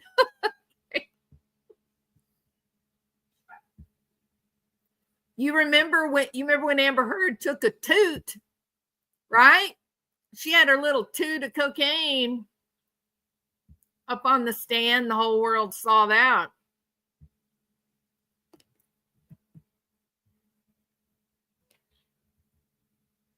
And I can't imagine being Karen Reed and having all these powerful people basically committing perjury against you. How crazy.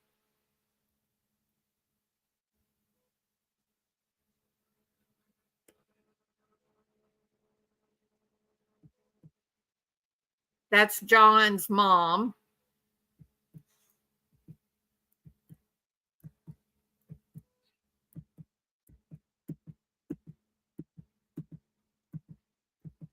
I feel really bad for Karen.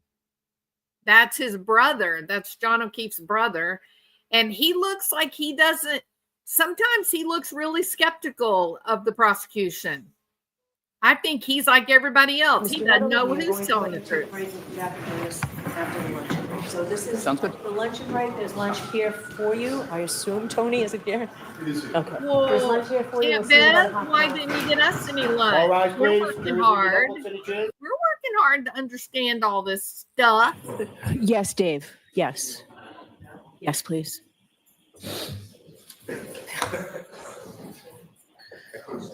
Yeah.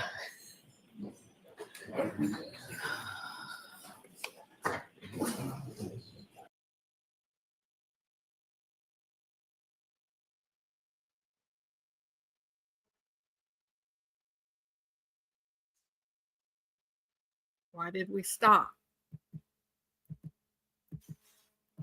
Is being punched in the face, can that lead to a small laceration like you saw and a hematoma like you saw? Objection. I'm going to allow it. Can you Uh, answer that question? I couldn't speak to how that injury occurred. Is it consistent? Are those injuries, just those injuries, are those consistent with being punched in the face? Those injuries could be sustained from numerous ways. And Yes, it could be from that. It That- could be from Of others as course well. it could be. So that's what I'm asking. It could be. In other words, it's consistent Yes, with sir. being punched in the face, correct? Thank you. 100%. 100%. There's those fire engine horns. Wipe that smile off your face, buddy. I want to ask you about this statement that you indicate that you heard that now is 3 statements, 3 phrases, correct? Yes, sir. When you heard this statement, describe for me exactly where you were. What were you doing and who was around you? I was knelt at the head of John O'Keefe with a bag valve mask, delivering ventilations. Firefighter Kelly was to the right, and Firefighter Flamati was on the left side of Mr. O'Keefe, and the 3 of us together were working to perform CPR and ventilations. And your job, and I hate to butcher it, but Nope. you'll correct me. Yes, sir. Your job was to do the airway, correct? Yes, sir. And I'm picturing a big balloon-like apparatus that you put over the patient's mouth and Exactly. squeeze it. Yes, That's as opposed to it's an advancement on just mouth-to-mouth resuscitation, correct? correct. Yeah, You were the airway person doing the squeezing of the bag. correct. What was Tony Flamati, firefighter Flamati, doing? He was starting CPR, and which that point was taken over by Firefighter Kelly. Okay, so firefighter Flamati, when you say starting CPR, describe what that means. What is the physical act of CPR? So you put both hands together like this, one on top of the other. You put it right on top of the sternum, and you begin doing chest compressions 2 inches deep, allowing full recoil for 100 to 120 beats per minute, compressions a minute 2 and to, 3 and 4 and what? to sustain a cardiac rhythm. You're manually making the heart beat with each compression. Which means that is a rhythmic pumping motion, correct? Yes, sir. So if you see someone doing CPR, you're probably going to see their shoulders moving up and down and moving rhythmically, correct? Correct. Do you remember what firefighter Flamati was wearing? You had just come off of actually you were just coming onto a shift, so you didn't have all your foul weather gear officially, correct? I had my puffy jacket. Okay. I had my Canton Fire jacket. Got it. Firefighter Flamati, on the other hand, had a bright yellow jacket, Correct. sort of reflective and a safety jacket. Yes, sir. And he was kneeling to your left at the time doing, have I got that right? Yep, no, yep, you got that right. Okay, he's kneeling to your left at the time doing chest compressions. That's when you indicate that Miss Reed walked over and made the statement. Correct. And Kelly no was one there as else well. heard it but Yes, sir. you. Kneeling right beside all 3 of you as firefighter Flamati was giving the chest compressions, correct? Yes, sir. Even though she was 15 feet away from y'all. No one You else heard indicated that you. the statement was in response to a question that you asked of my client, do you know him? Yes, sir. Is that right? Correct. And she responded to you with the phrase that you've used. I hit him. I hit him. I hit him. I hit him. Right. I bit him. I bit him. I bit him. So it's absolutely clear in your mind when that statement was made. You were knelt down over Mr. O'Keefe. Firefighter Flamati was doing the CPR, and Kelly was with the both of you when you posed that question. Yes, sir. It's a very detailed memory. Yes, sir. You indicated, Mr. Brennan, that sticks out in your mind. Is that right? It does. But that's not at all what you told Trooper Proctor on February 8th, just 10 days after this incident, is it? I don't recall what I told Trooper Proctor. I thought your memory got better with time. Yeah. I don't recall that meeting. I recall meeting with him, but I don't recall the extent of what was discussed. You literally don't remember recall 3 anything times. that was discussed in that in that meeting in that formal interview with the lead detective on this case? We discussed the case, but I don't, in his words, I'm not sure what he put down. What you said What he put down? to Trooper Proctor on February 8th, 10 days after this, was you overheard Miss Reed say, "I hit him," one time to another female that she was talking to. Correct? Objection.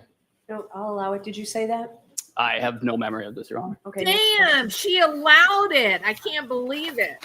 Did you say that her statement was an answer to a question posed by the female or a discussion with the female? Break that down for me, sir. Sure. Did you tell Trooper Proctor on February 8th that what you heard was Karen Reed speaking to a female, not answering a question that you posed? Again, I don't recall that specific question. Did you tell Trooper Proctor on February 8th while you were rendering aid, and at the time you heard the statement, Miss Reed was actually praying over John? Your words, praying over John. And so good to see I you. don't recall ever saying that. Oh, look at it. May I have just a moment, Your Honor? Yes. He is struggling. Look. What? Why does he do this fake? Like what? We should call him Scooby-Doo. He looks like Scooby-Doo. When he gets caught, he goes, what? He kind of lifts his head up, his eyebrows go up, and his mouth goes down. And a Scooby-Doo? What? What? Answering a question that you posed. What? Again, I don't recall that specific question.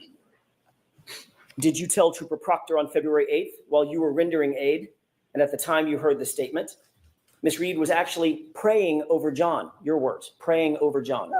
I don't recall ever saying that. Scrappy too? What? Wow. What? What the hell? Look, y'all, he's repeating his words. Holy crap. Look at this. What? Whew. Now who looks like Scooby-Doo? Watch this. That's crazy. Good question. Watch. Did you tell Trooper Proctor on February 8th while you were rendering aid, and at the time you heard the statement, Miss Reed was actually praying over John? Your words, praying over John. I don't recall ever saying that.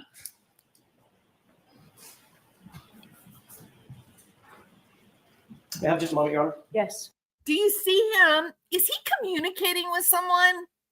Did y'all see him say, I never said that? I never said that? What the F? What is that? That is not perseveration.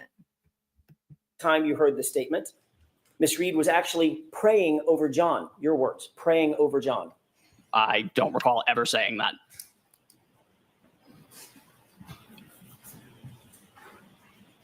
May I have just a moment, Your Honor? Yes. What do y'all think? May I have just a moment, Your Honor? May I have just a moment, Your Honor? May I have just a moment, Your Honor? Praying over John. Who's he talking I to? don't recall ever saying that.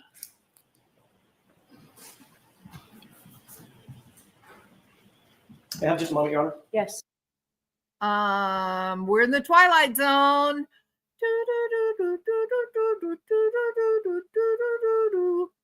Walmart forgot to deliver half of my stuff. Those damn people. What in the actual? I mean, what is that?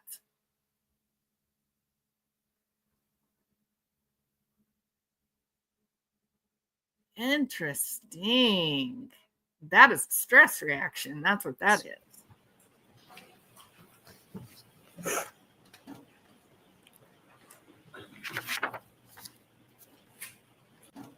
Yes. For John. I don't recall ever saying that. I never said that.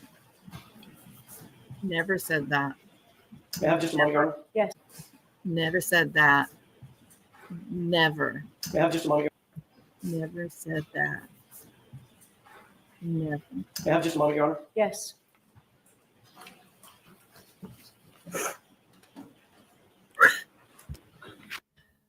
Martin, what do you make of that? Is a hell of a lot more than consternation, but that is a good stuff. No, he's not chewing. He's mouthing the words.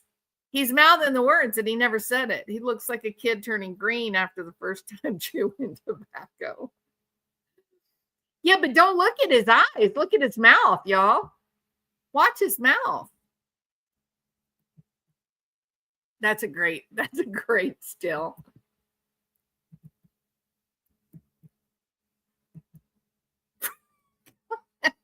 He's a wreck, isn't he? He's a mess. Okay, watch his mouth. Don't worry about his eyes or forehead. Watch his mouth. By the female or discussion with the female. Break that down for me, sir. Sure. Did you tell Trooper Proctor on February 8th that what you heard was Karen Reed speaking to a female, not answering a question that you posed? Again, I don't recall that specific question. Did you tell Trooper Proctor on February 8th while you were rendering aid, and at the time you heard the statement, Miss Reed was actually praying over John? Your words, praying over John. I don't recall ever saying that. I never said that. Never. May I have just a moment, Your Honor? Yes. You see that? You heard He repeats his words. He is Did you so overwhelmed by stress. Objection. No, I'll allow it. Did you say that? I have no memory of this, Your Honor. Okay, next question. You see that? He is perseverating. So he's saying, he gives his answer, and then he repeats it quietly, under his breath. He's not making noise. He's mouthing the words. But he's doing that now with every answer. If he speaks, he echoes. That is amazing, actually. that she was talking to, correct? Objection. No, I'll allow it. Did you say that? I have no memory of this, Your Honor. Okay, next question. Did you see that? He said I it have twice. no memory of this, Your Honor. Okay, next Now I question. have no memory. Wow, Did you say he is in that it. her statement was an answer to a question posed by the female or a discussion with the female? Break that down for me, sir. Sure. Did you tell Trooper Did you Proctor? see it? He said it again. Every single thing he says, he repeats it. It's perseveration. It's perseveration. His brain is doing it. He is freaking the hell out internally. He is a wreck. With the female. Break that down for me, sir. Sure. He'll say it again. Break that Did you down tell for me. Trooper Proctor on February 8th that what you heard was Karen Reed speaking to a female, not answering a question that you posed? Again, I don't recall that specific question. He's going to say it again. Did you tell Trooper Proctor on February 8th while you were rendering aid, and at the time you heard the statement, Miss Reed was actually praying over John? Your words, praying over John. I don't recall ever saying that. I never said that. Never. May I have just a moment, Your Honor? Yes. Still saying it. Yikes. I feel bad for him. Somebody needs to give this boy a Xanax.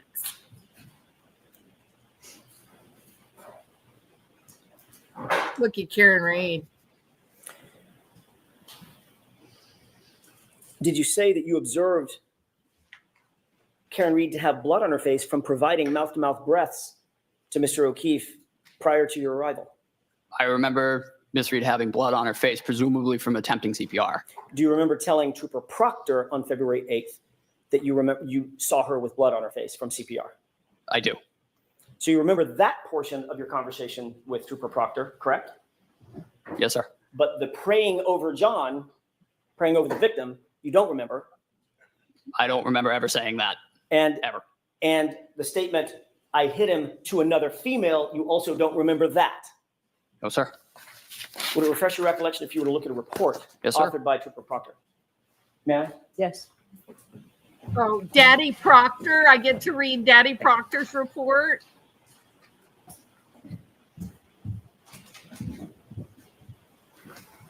May I direct the witness's attention to the second page, Your Honor? All right, why don't you take a look at that?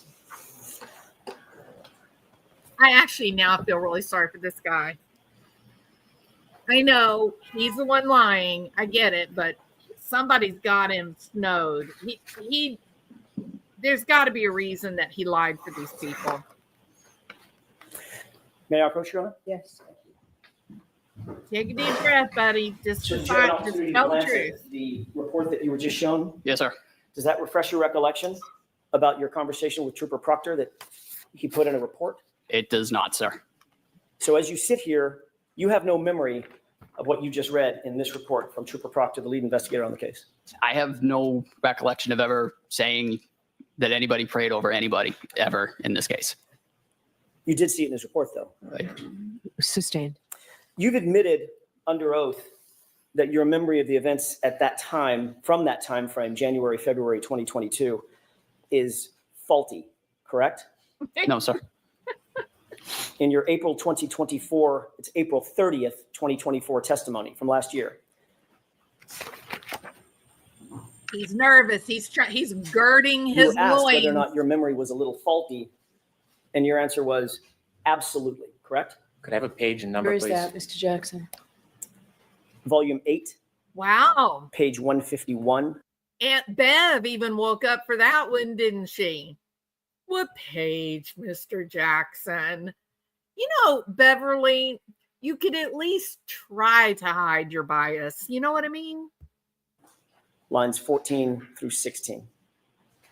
He did look at Hank Martin. Lines He can't keep his 14 eyes through off of the 16. prosecution's table. It's kind of sad. I feel just allow kind of counsel to bad get that for up. him.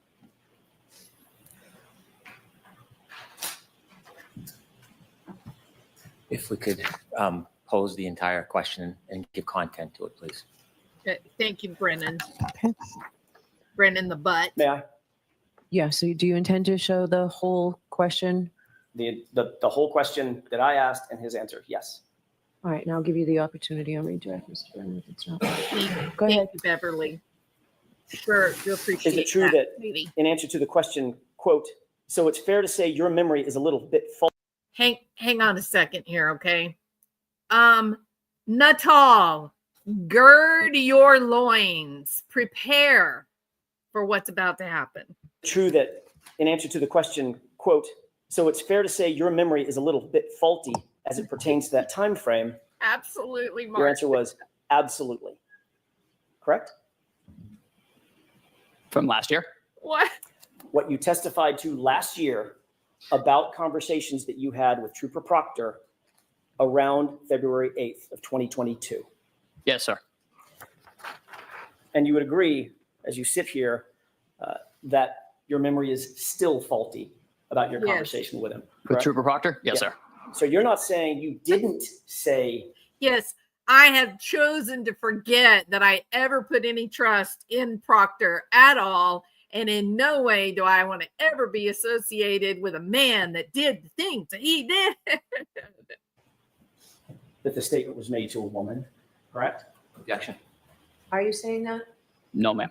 Okay, next question. Thank you. And you're also not saying that you didn't say to Trooper Proctor that you saw Karen Reed praying over John O'Keefe. Objection. So I'd like you to ask that differently. Did you say that? I have no recollection of saying that ever. Next question. My point is, It's if you have in no your recollection of it, testimony. you're not denying saying it. Objection. Are you denying saying it? Yes. It's in your So testimony. you do have a recollection that you never said it. Do you understand the difference? Oh, sir, Yeah. I don't believe I've ever said praying. That's really not something that I would have said. I didn't see it that day. It didn't happen. I don't remember ever saying prayed You didn't in see regards it to that, this case ever. You didn't see it that day, and it never happened. That was your words just now, correct? Break that down for me. You What? didn't see it that day, and it never happened. That's what you're saying about the praying statement, correct? Yes, sir. And in that same exact statement, you also included the phrase, I hit him, correct? No, sir. In the statement that you made to Trooper Proctor, The report that Trooper Proctor wrote? correct?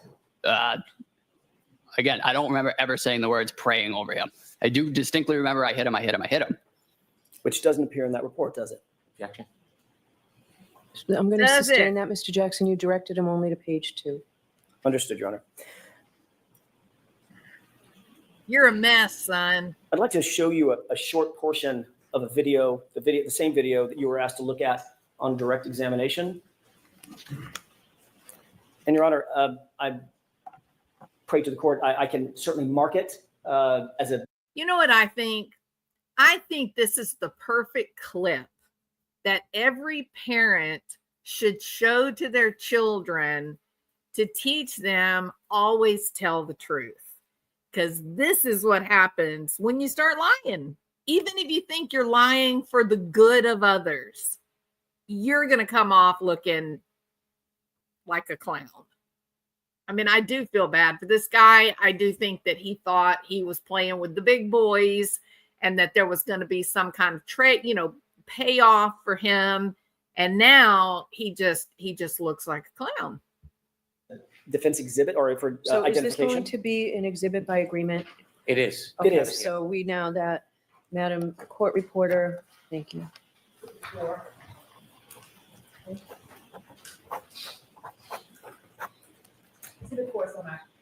Thank you, Your Honor. With the court's permission, may I play a portion of that video for the jurors, publish it? Okay. Which portion, so people know? I'm going to start it at about, I want to say 6:55. Mr. Walt, could cue that up?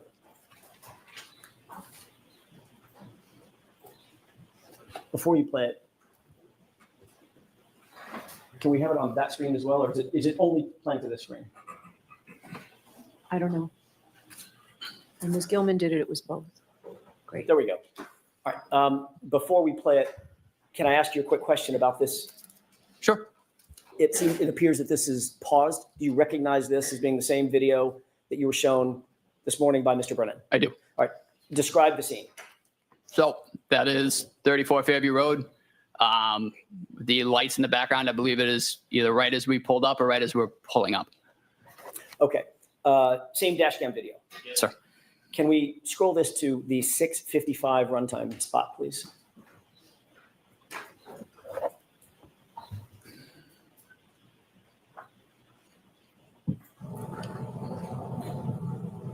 Pause it. Okay. Do you see the individual on the left? Far left. Yeah.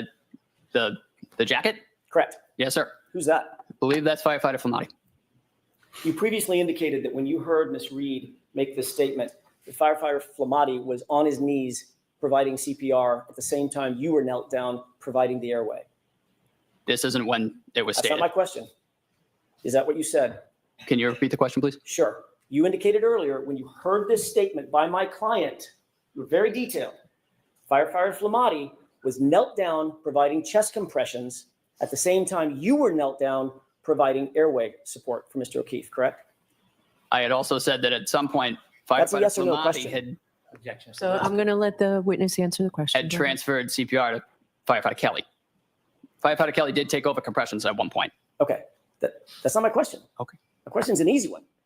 Did you say that when Ms. Reed walked over to you and you had this dialogue with her, she made that statement that firefighter Flamati was on his knees providing chest compressions at the same time you were knelt down providing airway support? Yes, sir. Okay.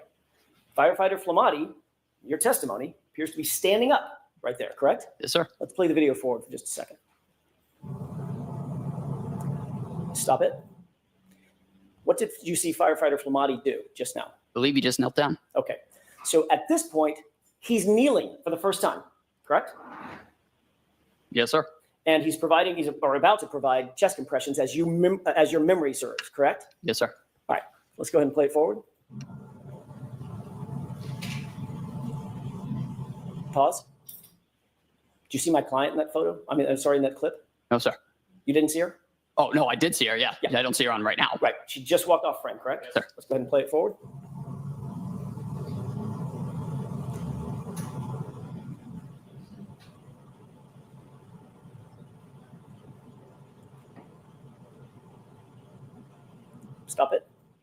You see my client walk back into the frame. Yes, sir. At this point, you were watching firefighter Flamati. He appears to be now providing CPR, correct? Yes, yes, sir. Okay. And my client is nowhere near you, correct? At least for this clip. No, sir. Okay. Correct. And the clip that I just played before, the few seconds that I played before, nowhere near you, correct? Correct. Is that right? Yes, sir. Let's go ahead and play it forward.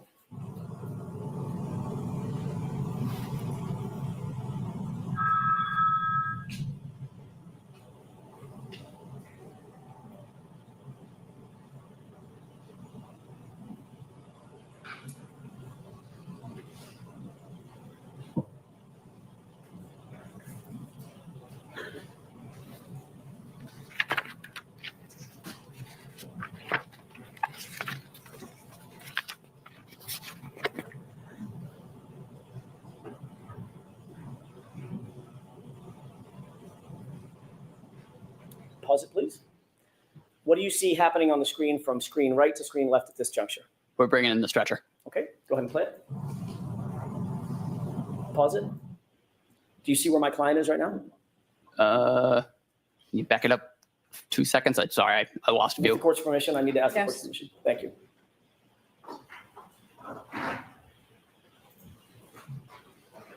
Okay, let's go ahead and play it.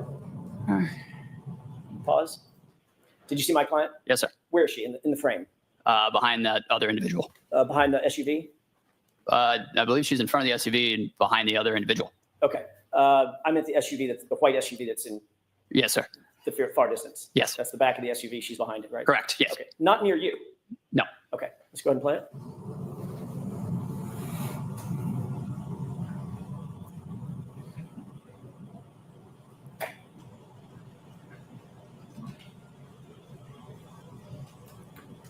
Go ahead and pause it.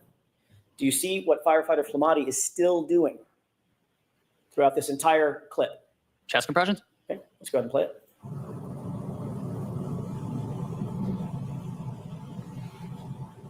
She never even goes all the way over there. Pause. Crazy.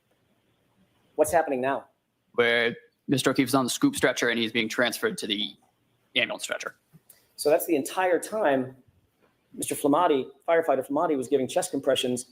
It's captured right here on this video, correct? Yes, sir. Okay. And now Mr. O'Keefe is up on the stretcher and you are no longer knelt down, No, sir.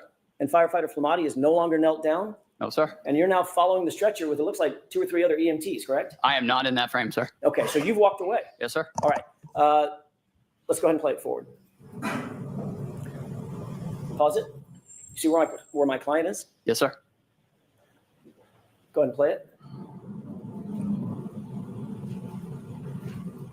Do you see firefighter Flamati or firefighter Kelly continuing to give chest compressions? Yes, sir. Which one is that? Do you know? Believe it's firefighter Flamati. Flamati?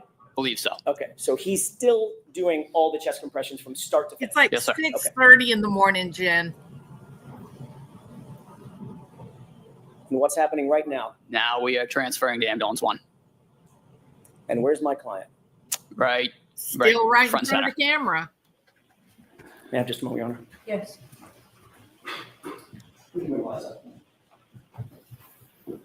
It's really unbelievable, isn't it? The gall that he has.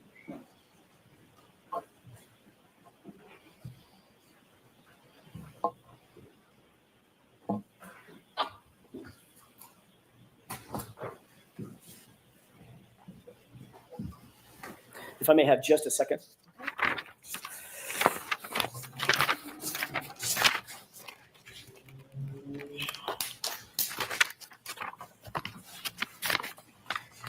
It's incredible. It's so With regard, bad. just a couple of more questions with court's permission. Okay. I'm going to change gears with regard to what you talked about on direct examination, the hypothermic conditions. You're not a medical doctor, correct? No, sir. You don't diagnose patients? Sir. You're not diagnosing that John O'Keefe suffered from hypothermia that night? No, sir. Thank you. That's all I have. Okay. Can you follow up, Brian? Please.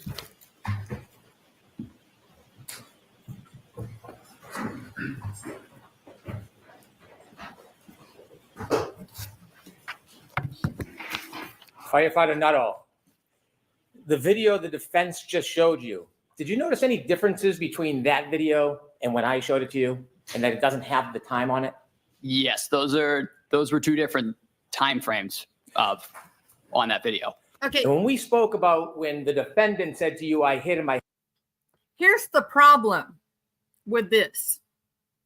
The problem is that Alan Jackson pointed out when they began CPR. He said, I believe that's me. And then he said, I believe that's the other paramedic starting chest compressions. Remember that? The video actually shows before they begin the process. And then it goes all the way through to when John O'Keefe is loaded on the stretcher and put in the ambulance. So it doesn't matter if it's a so-called different clip. The fact is, it showed from the time they started CPR to the time that he was loaded into the ambulance, Karen Reed never went anywhere near them. I don't know if Brennan is as corrupt and as big of a liar as Proctor. It's incredible. I hit him. That wasn't shown to you in that video just now, was it? No, it was not. So if we go back, will you be able to explain where you came from and firefighter Flamati came from and when you first went over to John O'Keefe? Sure. With the court's permission, Ms. Gilman, if you could start that video. I think it is 6:11, please. Now stop it there. Do you see that this exhibit has timestamp on the top? Yes, sir. Okay. Please continue.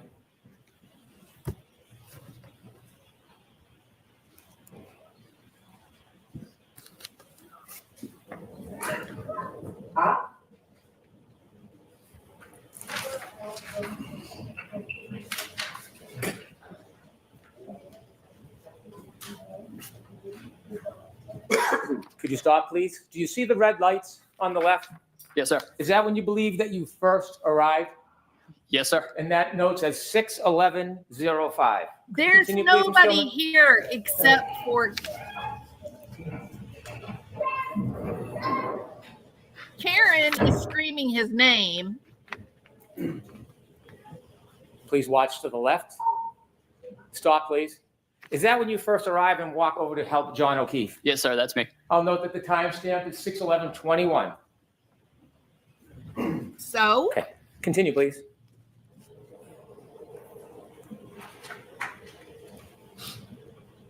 okay, notice. Stop, please. Did you see firefighter Flamati come after you? Yes, sir.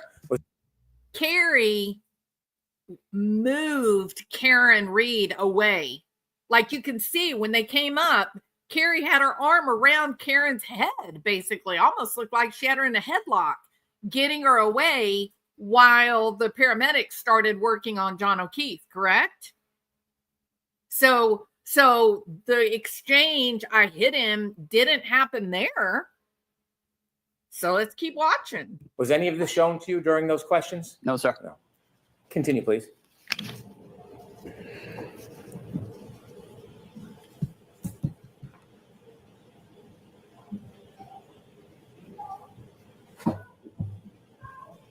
She's yelling, no, no, she's running.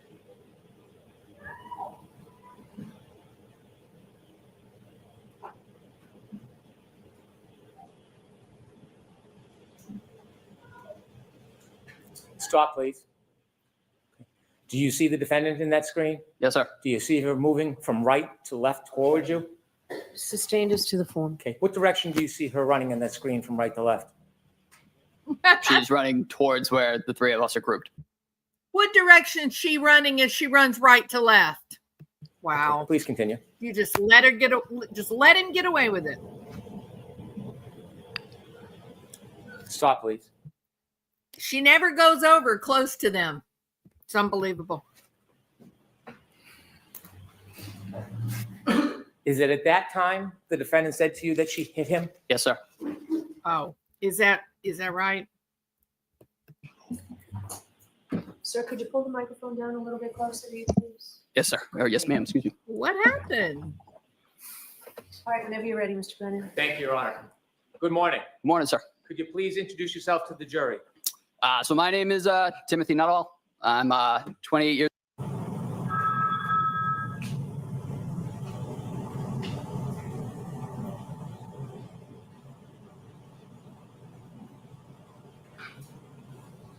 That was so weird.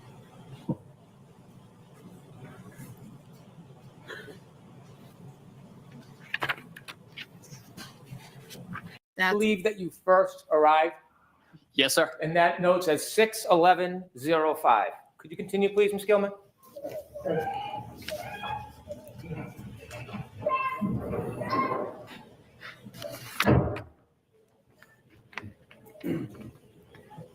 Please watch to the left. Stop, please. Is that when you first arrive and walk over to help John O'Keefe? Yes, sir. That's me. I'll note that the timestamp is 6/11/21. Okay, continue, please.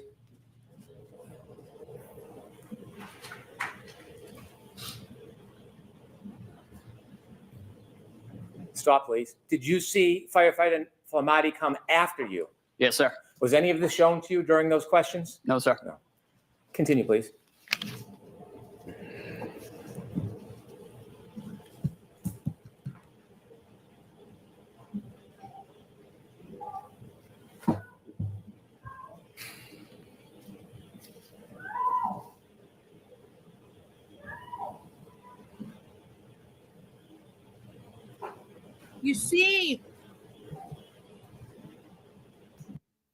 You see these people standing up here? You see that? When she runs over, she stands somewhere around here. He wouldn't even been able to see her if he was doing airway. The lies are incredible. Absolutely incredible. Stop, please. Do you see the defendant in that screen? Yes, sir. Do you see her moving from right to left towards you? Sustained is to the form. Okay. What direction do you see her running in that screen from right to left? She's running towards where the three of us are grouped. Okay. Please continue.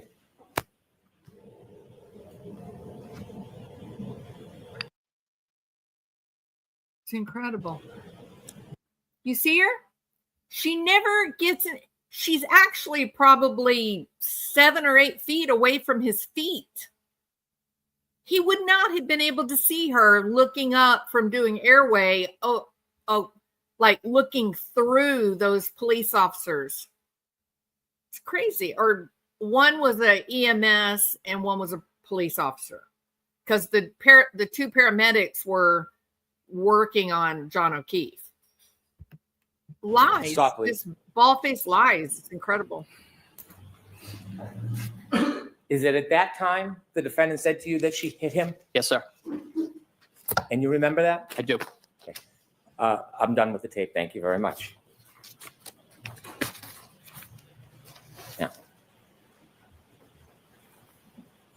you were asked questions about your memory. Yes, sir. Okay. When you asked the questions about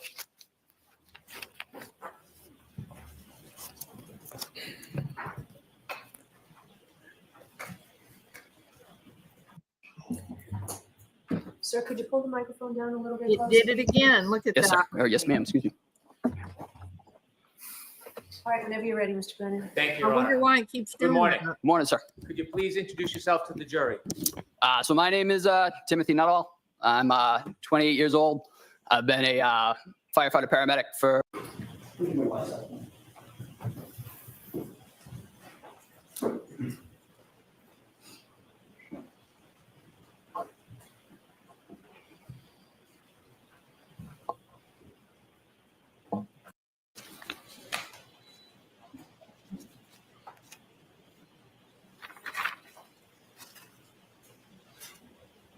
Do you remember at all discussing whether or not, after she left you, whether or not the defendant was still talking and speaking? I'm sorry, sir. Repeat the question. Do you remember after the defendant left you and made that statement to you? Do you remember talking? Did you hear her speak to other people after you? I heard her having conversations in the background, but that was not my focus at that time. Okay. And during those conversations in the background, Did you hear her talk about that same issue again? I believe she said it several times, but Oh my God. the 3 times she said it to me were what stuck out to me. Okay. And when she said it to other people, it wasn't directly to you? No, sir. So watch the form of the question, Mr. Brennan. And when she said it to- Yeah, help him When she out, said it to Judge. other people, do you know who she said it to? I do not. I'll allow it. So the answer is I do not. I'm sorry. Do you remember when she said it other times who she said it to? Brennan, I'll sit ask the down. counsel at sidebar for this. Sit your ass down, buddy. All right, let's watch him. How's he doing? Is he going to eat something?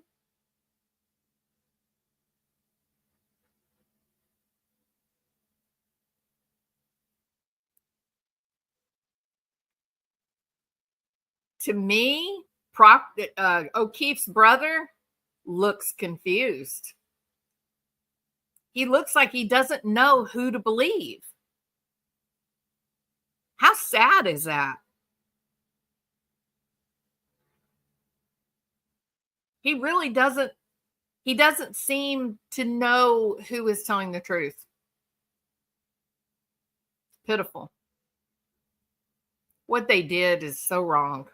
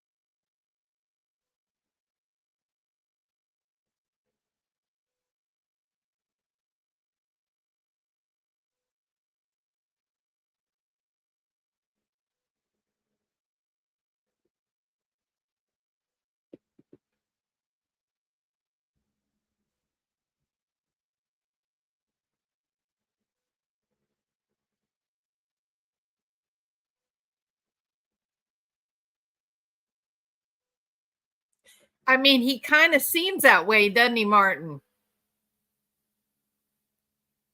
I don't think so, Harley.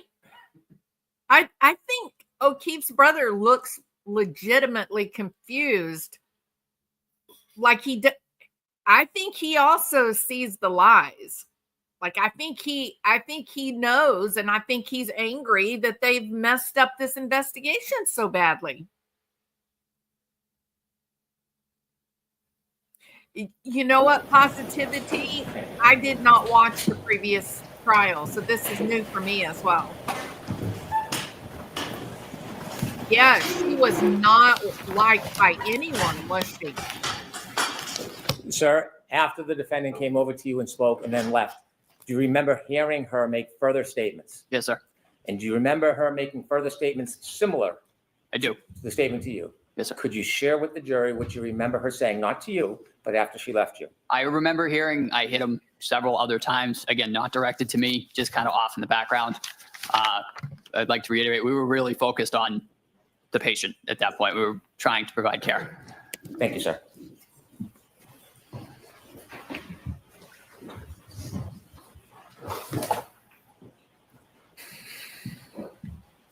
Oh, now look at him smug. What's he so smug So about? now, after Mr. Brennan asks you a few questions, now you remember her saying, I hit him a bunch more times, correct? I remember hearing it in the background several other times. Really? Sir, Yeah. Never mentioned that on direct examination, did you? I don't remember being asked about it, sir. I remember saying what was asked to me. You were asked, did you ever hear the defendant, Ms. Reed, say anything about I hit him? And your answer was, she said to me, in answer to my question, I hit him, I hit him, I hit him 3 times, and that's it. To me.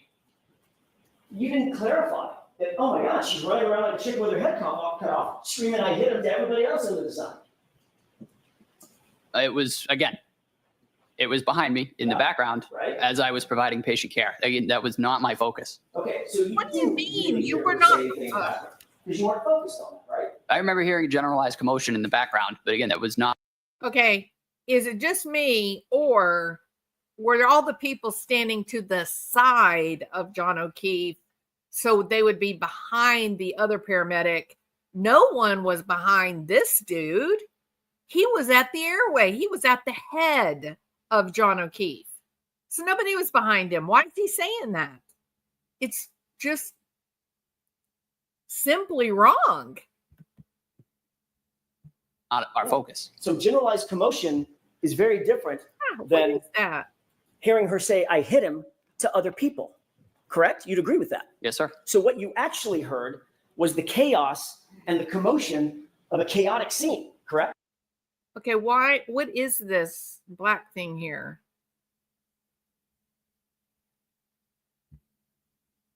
What is that? I'm having computer issues.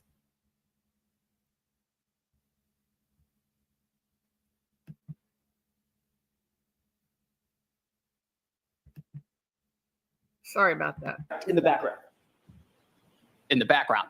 as you focused on your patient care, correct? Yes, sir. Okay, not specific words coming out of my client's mouth, correct? To the question that I posed, do you know him? You're right. We're off that question. Okay. That question, I got it. Yes, sir. Triple I hitters. Correct. But with regard to what Mr. Brennan just asked you, the generalized commotion, to use your phrase, in the background, you didn't hear any specific words coming out of my client's mouth, did you? I heard I hit him. But again, it was in the background and it was not my focus. Well, why didn't you say that on direct? That's kind of an important point. It's why you're here. Again, if it was neglected on my part, it was not intentional. Not intentional to neglect that. Sure, part of you have yours. lied your No, behind off, Certainly not buddy. intentional to neglect that part of your testimony on cross-examination. No, sir. But you decided to bring it up on on re-cross-examination when Mr. Brennan is asking you questions again, correct? It was asked of me. Yes, And sir. it was after, of course, that your new statement that you've never testified to before, ever, is this generalized commotion included a bunch of I hit hims in the background, correct? Sir. And that comes after you saw the video that clearly shows that when you describe having heard this statement, my client was nowhere around you, correct? Yep. That segment of the video that you showed me, Yes. that There was were not no the time frame in segments, which she little said that liar. to me. Well, that was the time frame when Flamati was giving CPR, correct? He was doing CPR down prior to that as well. No, Really? Yes, sir. Well, we you just saw testified when y'all that you started saw him standing CPR. up in a big yellow jacket and then kneel down and start giving CPR. That's You right. just watched that video. Correct. But again, the clip of the video that you showed me, Right. that was not the segment in which he said that to me. It's not true. Well, that's what you're saying You're now. What lying. I'm asking is, you described a very distinctive scene, a very, very specific scene. Yes, sir. I remember it vividly. She said, the I hit him phrase, when Flamati was down giving CPR and you were kneeling down giving airway support, and he was doing rhythmic CPR chest compressions. Yes, sir. That's what happened. And then I showed you that very scene, didn't I? Is you showed me From that start to clip finish. prior to that. I No. showed you the very scene that you described where Flamati gets down and starts chest compressions and never stops until the gurney is taken off the frame of You the camera. guys had not Isn't that what I even showed you? started CPR. That is a lie. Sure. Nutall. I showed you the scene where firefighter Flamati gets down on his knees, begins chest compressions, and never stops until that gurney is taken off camera, off frame, into the ambulance. That's the clip I showed you, correct? That is the clip you showed me.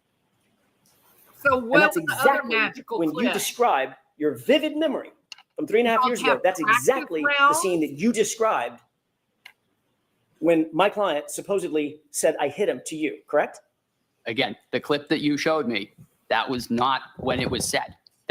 That segment that you What showed, was he not that getting? was not when it was said. It was said prior to that, when the Yeah. three of us were together. So Flamati was not giving chest compressions then. He was. The CPR was a continuous effort throughout the resuscitation. But we saw him start it. Firefighter Nutall, we saw him start it. Yeah. We saw him walk into the frame, kneel down, and begin the chest In compressions. fact, didn't we? Gentleman Jackson We said, did. are y'all starting? And you at said no yes. point, at that time or after, did my client even approach you, did she, in that clip? She did. No, she's- What? Do you hear Objection. the incredulity in Jackson's voice? Just a question. Sure, sure. You're a liar, buddy. I don't feel sorry for you Do you anymore. need to see the that clip again? Yes, please. We're not going to show the video again. Oh, seeing two videos. Judge Which one is Bev. Why? Would it blow up come your on. friend's The little timestamp group? in Right. the top. It's the exact same video. One Damn has this timestamp, one woman. doesn't. Damn this judge. Wow. Just to be clear. Unbelievable. You described a very detailed scene. You should In be which disbarred and firefighter taken Flamati off the damn bench, Got down lady. on the ground, on his knees, and began CPR. Yes, sir. We saw a clip that it played fully through. Mhm. Starts and stops, but it played fully through, correct? Yes, sir. That was true and accurate video of what happened that day, Yes, sir. that morning, correct? Correct. And from the time firefighter Flamati began his CPR, he never stopped, but all the way through until the burn was taken off the camera, correct? Correct. You also described very clearly before you saw the video that the time when my client walked over and you had this dialogue and you heard this statement, it was during the time that firefighter Flamati was given CPR, correct? You described it. Yes, sir. But when we actually see firefighter Flamati giving the CPR, as per your description, at no time did my client walk over and have a conversation with you, did she? She did in the video. In the portion that Mr. Brennan played you, was firefighter Flamati giving CPR at that point? As I said previously, Was as well. he or was he not? Yes or no? Answer. Objection. I'm going to let the witness answer the question. Answer. Firefighters Kelly and Flamati were trading off CPR. Tony started doing No one was CPR, and doing it was passed CPR. off at one point to Firefighter Kelly. Firefighter Kelly at that time was a BLS EMT.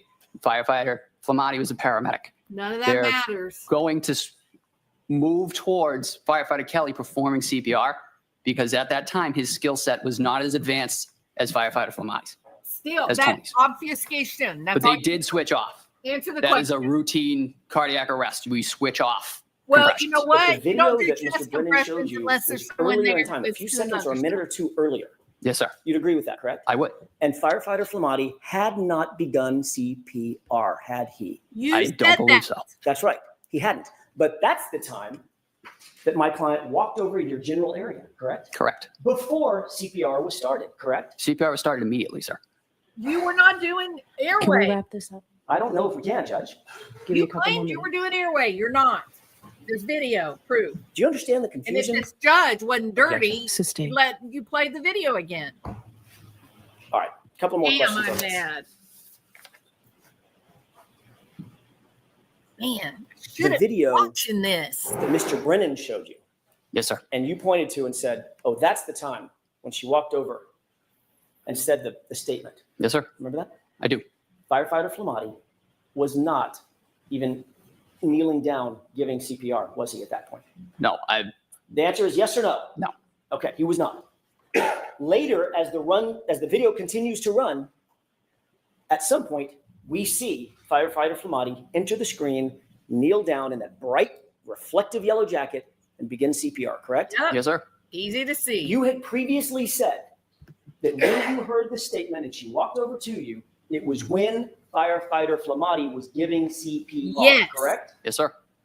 And at no point, you'll agree with me, we just played the video, at no point after he started giving CPR did my client come anywhere near. That's right. That was the video show. There's was the video, segment that you showed me. Nutall.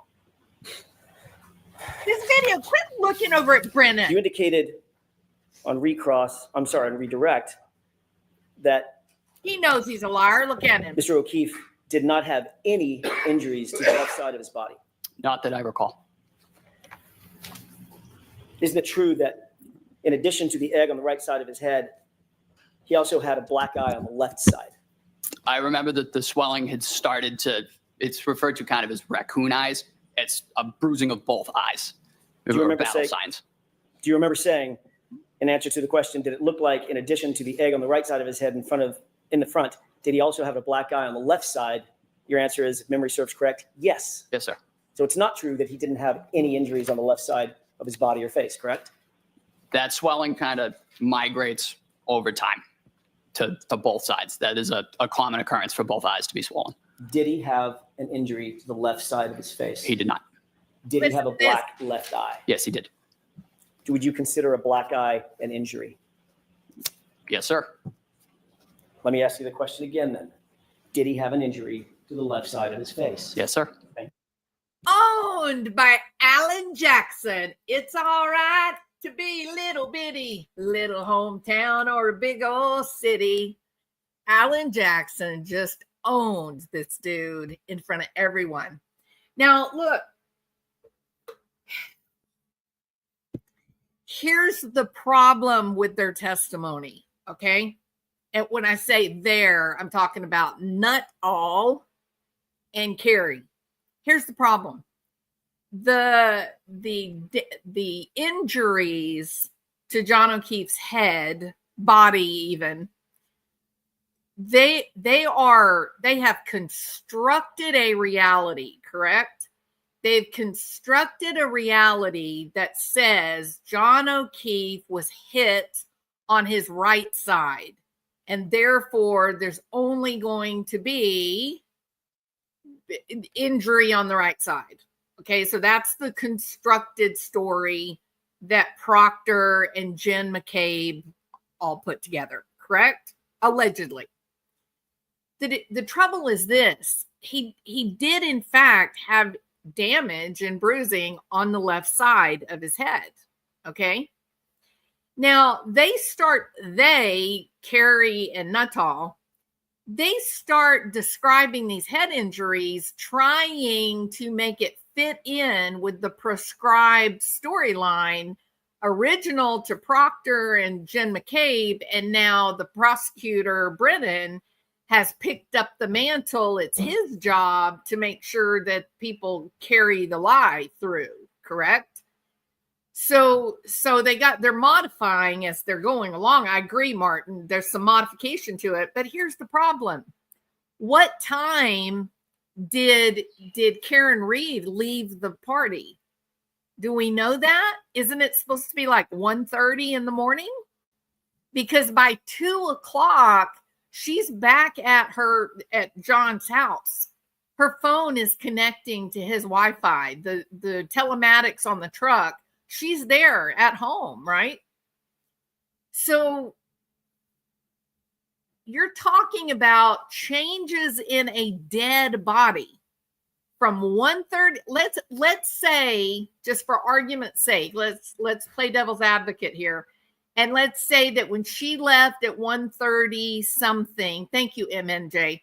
When she leaves at 1:30 something, let's just say that she's intoxicated and she hits him and she doesn't realize that she hits him, and she goes ahead and she goes home and goes to bed, right? All of this that you're seeing on the camera, this happens at 6:00 in the morning, give or take some time. So we're talking about from 1:30 in the morning to 6. That's more than 4 hours, right? But before they say she hit him. Okay, so tell me what time what time did John O'Keefe's iPhone stop recording his movement? 12:30? Am I an hour ahead? Someone help me. When did they think that he died? Yeah, no, I totally trust you, Shalimar. Wouldn't his body be half frozen? Well, that's what I'm going to get to, Harley. But I want to know the actual time, because they have him going up and down some flights of stairs, I think. Okay, 12:32, she was at his house. Thank you. And then for him, John was apparently laying out in the snow for 5.5 hours. So I was an hour off. Thank y'all. Okay, so Shalimar and Martin, they got my back. Okay. So a roundabout guesstimate, okay? John dies somewhere between 12:30 and 1 for argument's sake. She's already at home at 12:32. Her phone connects to his Wi-Fi. The truck telematics have her in the driveway. There's a like a camera, and like a security camera, and so they pretty well know where she was at, right? But he's gone somewhere between 12:30 and 1 o'clock. The commotion with paramedics and whatnot, all that's happening at 6 in the morning. John O'Keefe has been dead for 5 hours or more, correct? Guess what stops happening when the heart stops pumping? The whole body's reaction to injury modifies. Everything stops and fluids begin to settle at the lowest point. So if he's laying there on his back, I believe they said he was in a supine position. Is that correct? He's laying on his back. He's looking up at the sky, correct?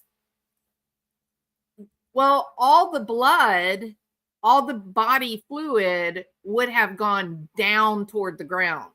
But think about like gravity. So all the blood and everything would have settled down.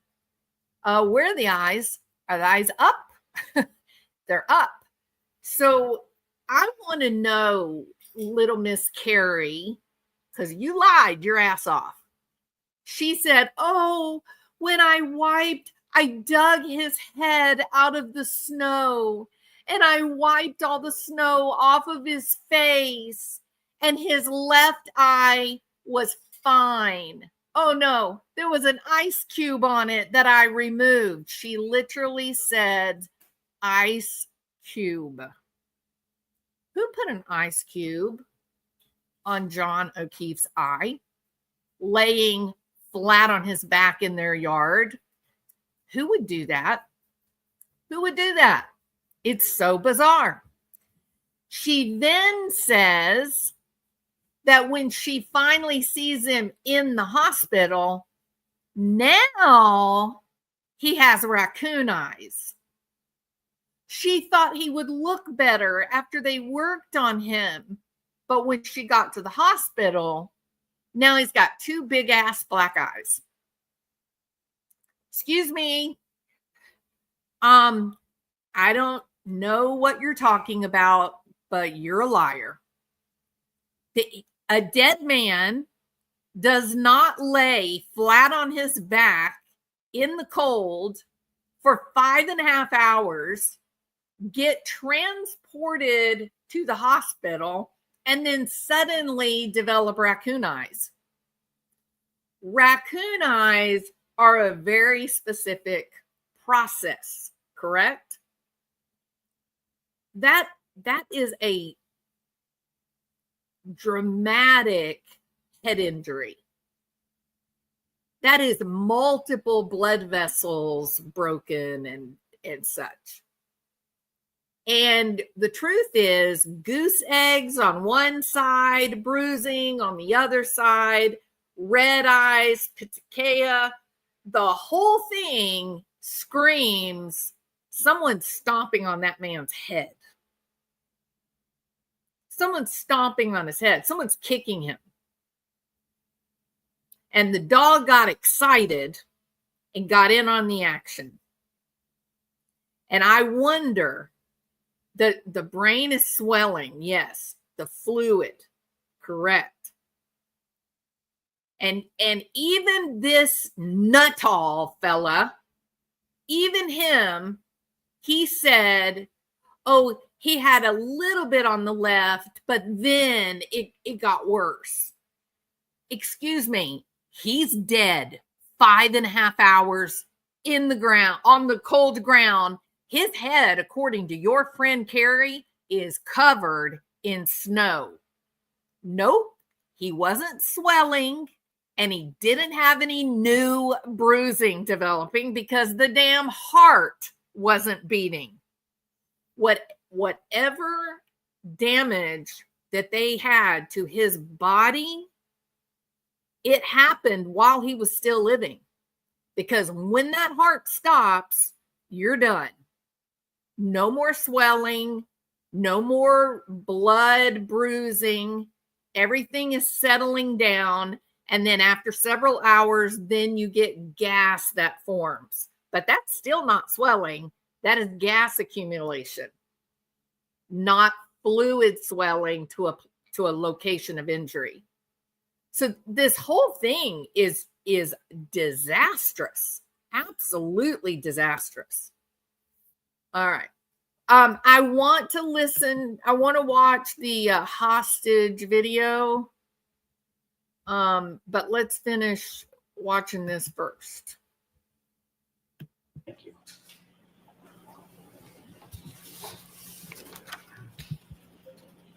Shit. That's what I thought. We're not going to be able to watch it. Remember when my computer went crazy a while ago? It's because it's doing that weird thing now. My computer's frozen up. We'll watch the hostage tomorrow, okay, Omar? I'll play it tomorrow.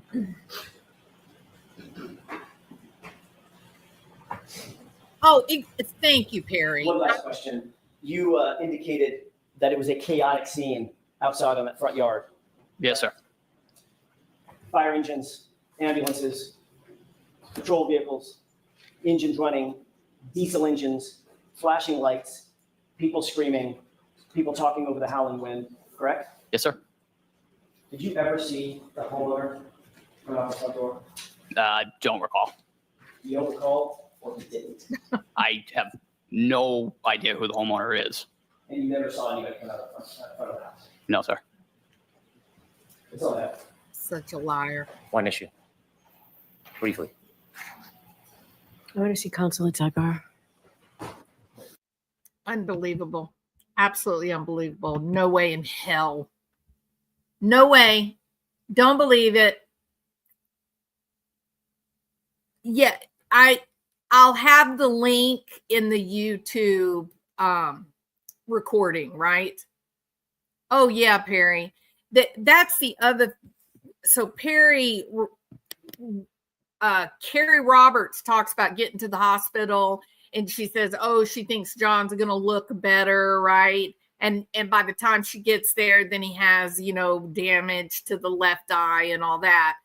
She also said there was a trail of blood from John O'Keefe at the hospital. How much blood flow would you get from someone laying in freezing temperatures for 5 or 6 hours? Perry, if that person is dead, meaning the heart is not pumping, you're not getting anything. That's one of the arguments about the Idaho 4, that the bedroom where Xana and Ethan are located in, there's blood that actually oozes out of the side, and you can see it from outside on the foundation of the house. The reason that is so important is that it suggests that if Dylan and Bethany had acted like normal, had like a normal reaction and called the police or called 911, it's possible that Xana or Ethan or both could have been saved if they had gotten an ambulance there in time. There was a lot of blood because their hearts were still beating. I'm not suggesting that they were conscious or aware, but their heart was still beating, and that meant there was still some hope. But 5-6 hours in the freezing temperatures, there's no blood. The blood is happening, when the person's still, and there can be a little bit of seepage out of an open wound if gravity is pushing the blood to that general area.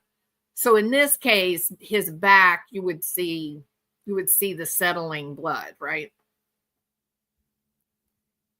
All right. Yeah, Carrie and Nutall are just this is a disaster. And this was day one.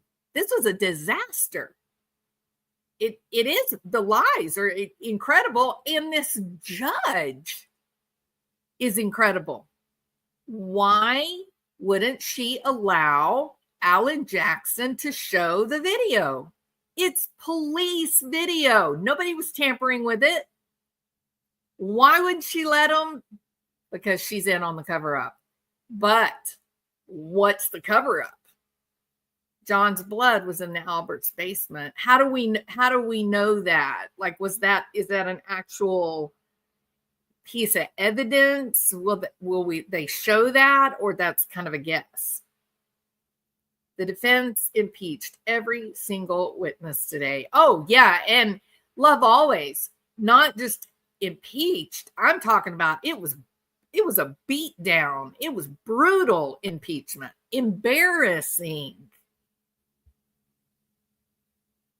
Trial number 1, these witnesses all got shredded. It's crazy.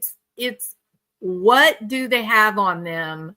What's the promise? What's the end goal? Why have they been able to motivate these people to make themselves look like clowns in public, on live television? And thank you, who sells a family estate, a home that you grew up in, your parents worked hard to pay? Who does that? No one. That's it. No one does that unless they're in severe money strait. They sold the house. They got rid of the dog. We did the basement floor. When did the basement floor, the house owner's brother filled in his swimming pool? What? They sold the house and got rid of the dog. We did the basement floor. I don't know what that means. Retype that, Martian Planet. They redid. Okay, we redid the basement floor. Yeah, sure.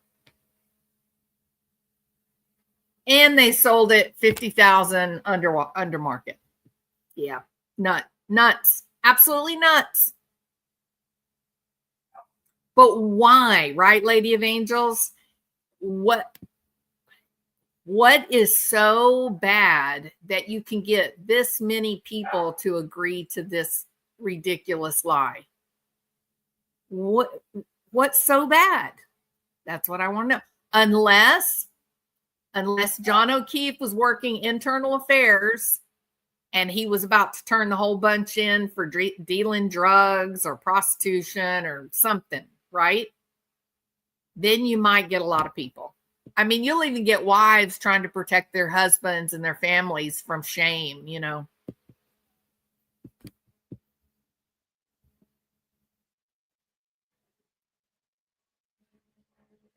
Karen has carpet samples she's been keeping in storage. Drug dealers in the family. They've all lived there their whole lives and their families. It's like a mob mentality.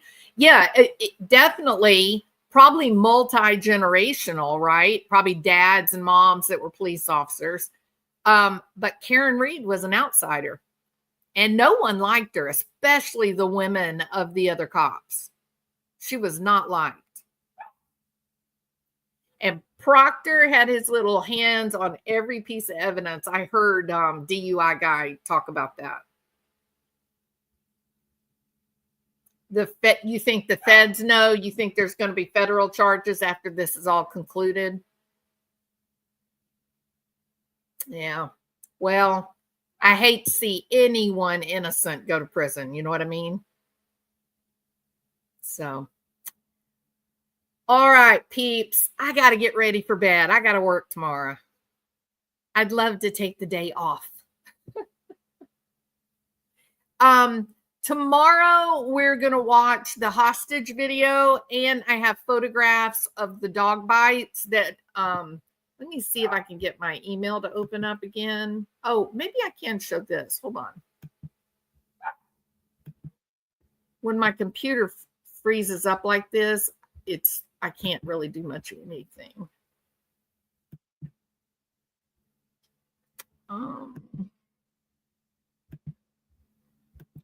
Here.